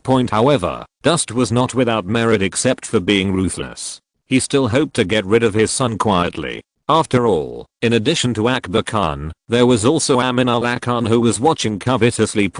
If his move to get rid of Akbar Khan was too big, it might lead to resistance from the rest of the army, and he might gain an advantage over a lowly guy like Amin Allah Khan. So, when he heard the doctor who was sent say that Akbar Khan had taken the medicine he had given him, Dost breathed a sigh of relief. But this was only a small step in his plan. After Akbar Khan died, he could collect his weapons and use them to deal with Amin Allah Khan. In fact, Dost, who had just returned home, did not have many supporters or available soldiers. He will first kill the two enemies who pose the greatest threat to him, and then slowly eliminate everyone who has anything to do with them. In fact, Dost has already thought of a plan. to deal with Amin Allah Khan. It is said that Amin Allah Khan's daughter, very young, is the most beautiful woman in Afghanistan and is deeply loved by her father. Dust is planning to marry Amin Allah Khan's daughter under the pretense of reconciling the two families, but in fact it is to make the other party relax their vigilance. In fact, Afghanistan at that time was much more open than modern times, and some of the teachings were not very strict, and were not even considered teachings at the time. This is what Dust did in history. At an early age, Dust married Amin Allah Khan's daughter, claiming to reconcile the two families, and invited Amin Allah Khan and his tribe to come to Kabul. Then there is a plot similar to the Red Wedding. The difference is that Amin Allah Khan's daughter is indeed beautiful, and Dust just imprisoned Amin Allah Khan until his death. The charge was sedition, and Amin Allah Khan was also found dead under his pillow on the second day of his imprisonment. It is said that the tragedy was caused by improper sleeping posture. It took several years to eradicate all possible rebels and their relatives and subordinates. Dust, who had great power, began to conquer all directions, and the area he finally controlled was the actual border of modern Afghanistan. But at this time, he still needs to perform in front of his son's body and win over the tribal leaders to work for him. But when Dust came to the mosque excitedly and walked to Akbar Khan's coffin, he found that the other party was looking at him. This startled Dust, and he wanted to reach out his hand to close Akbar Khan's eyes, but the other man sat up directly. Dust was so frightened that he fell to the ground and said in horror, "Ah, you a living person or an undead?" Akbar Khan exhaled, "Father, I'm alive. Why aren't you happy for me?" "Kill him," Dust roared. But no one took action, because the guards he brought had been controlled, and the tribal leaders who pretended to be loyal to him outside were glaring with knives and guns. "Father, you lost." Akbar Khan's tone was not joyful, but a little sad. He did not expect that his father would be so heartless, but he knew that Dust would definitely come to recruit his subordinates. After all, there was Amin Allah Khan who was threatening Dust's status. Dust tried to run away, but was pushed down as soon as he reached the door. "I am your father. You cannot kill me. I'm the king of Afghanistan." The king. He turned to Akbar Khan and said, "Father, you should stay here. I will defeat your enemies. Your kingdom." Akbar Khan paused and continued, "Afghanistan will flourish in my hands, and our family will be remembered in history." Akbar Khan kept his promise and imprisoned his father, Dust Muhammad, in the cellar of the Grand Mosque. Afterwards, Akbar Khan married the daughter of Amin Allah Khan. With the help of their many supporters, the two families quickly swept away the local forces in Afghanistan, and the Kingdom of Afghanistan was reunited. However, this land was too barren. Akbar Khan wanted to make this country truly powerful, and going south to plunder India's wealth became the country's stated goal. And if he wants to go south, he needs allies. Although there were many kings in the Indian subcontinent at this time, only the Sikh Empire and the British East India Company were truly powerful. Afghanistan and the Sikh Empire were feuding men, and the British had just been driven from his land, and it seemed unlikely that either would be his ally. But in fact, Akbar Khan had already had his own plan, but it was not enough to have allies. He also needed weapons at this time. An Indian businessman came to Kabul and called himself Verawis on the island of Kalimantan. Colonel Hardik Chris was faced with a dilemma. Since the emerging Nanming kingdom rejected William Hawke's proposal, he was ordered to intercept all ships departing from Kalimantan and the large islands of Natuna. William Hawke was a representative of the East India Company, and the so-called proposal mentioned above was the opium trade. There is nothing wrong with blocking shipping routes, and the British often use it to deal with small countries like this, but Zhu Qiangying hired a Dutch ship, and the latter had no reason to refuse in order to make money. As a result, Colonel Hardik Chris seized the Dutch ships. This was originally just a routine matter to force the Kingdom of Nanming to sign an agreement. After all, the British did not want to fight the enemy in the jungle on the island of Kalimantan.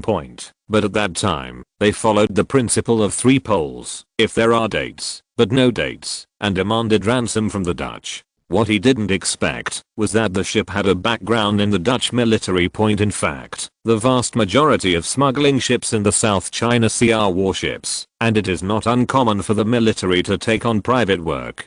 To be precise, these ships should belong to the Dutch East India Company, and the soldiers are its employees. The news quickly spread to Jakarta, because ZHU Kyung bribed the Dutch businessmen in advance, and the British attitude was indeed arrogant. So those Dutch businessmen made the matter extremely serious, making the Dutch stationed in Jakarta think that the British were trying to steal their business at this time. The number of Dutch ships in the Nanyang region far exceeded that of the British, and the Dutch had not encountered an opponent here for too many years. The governor of Indonesia personally led the fleet to find an explanation from the British. At this time, the British Navy was indeed fierce. Instead of being afraid, it issued a warning to the Dutch fleet. Afterwards, a brief exchange of fire broke out between the two sides. As a result, 2 British ships were slightly damaged, while 6 Dutch ships were sunk, and more than 1,000 people were killed. So the Dutch governor of Indonesia sent an urgent report to Amsterdam. The British fleet attacks our merchant ships. End of this chapter. Thank you very much for reaching the end. Don't forget to like. Looking for more exclusive content and immediate access? Subscribe to our Patreon. Remember, every like, subscription, or donation encourages us to continue. Thanks to everyone. See you in the next video.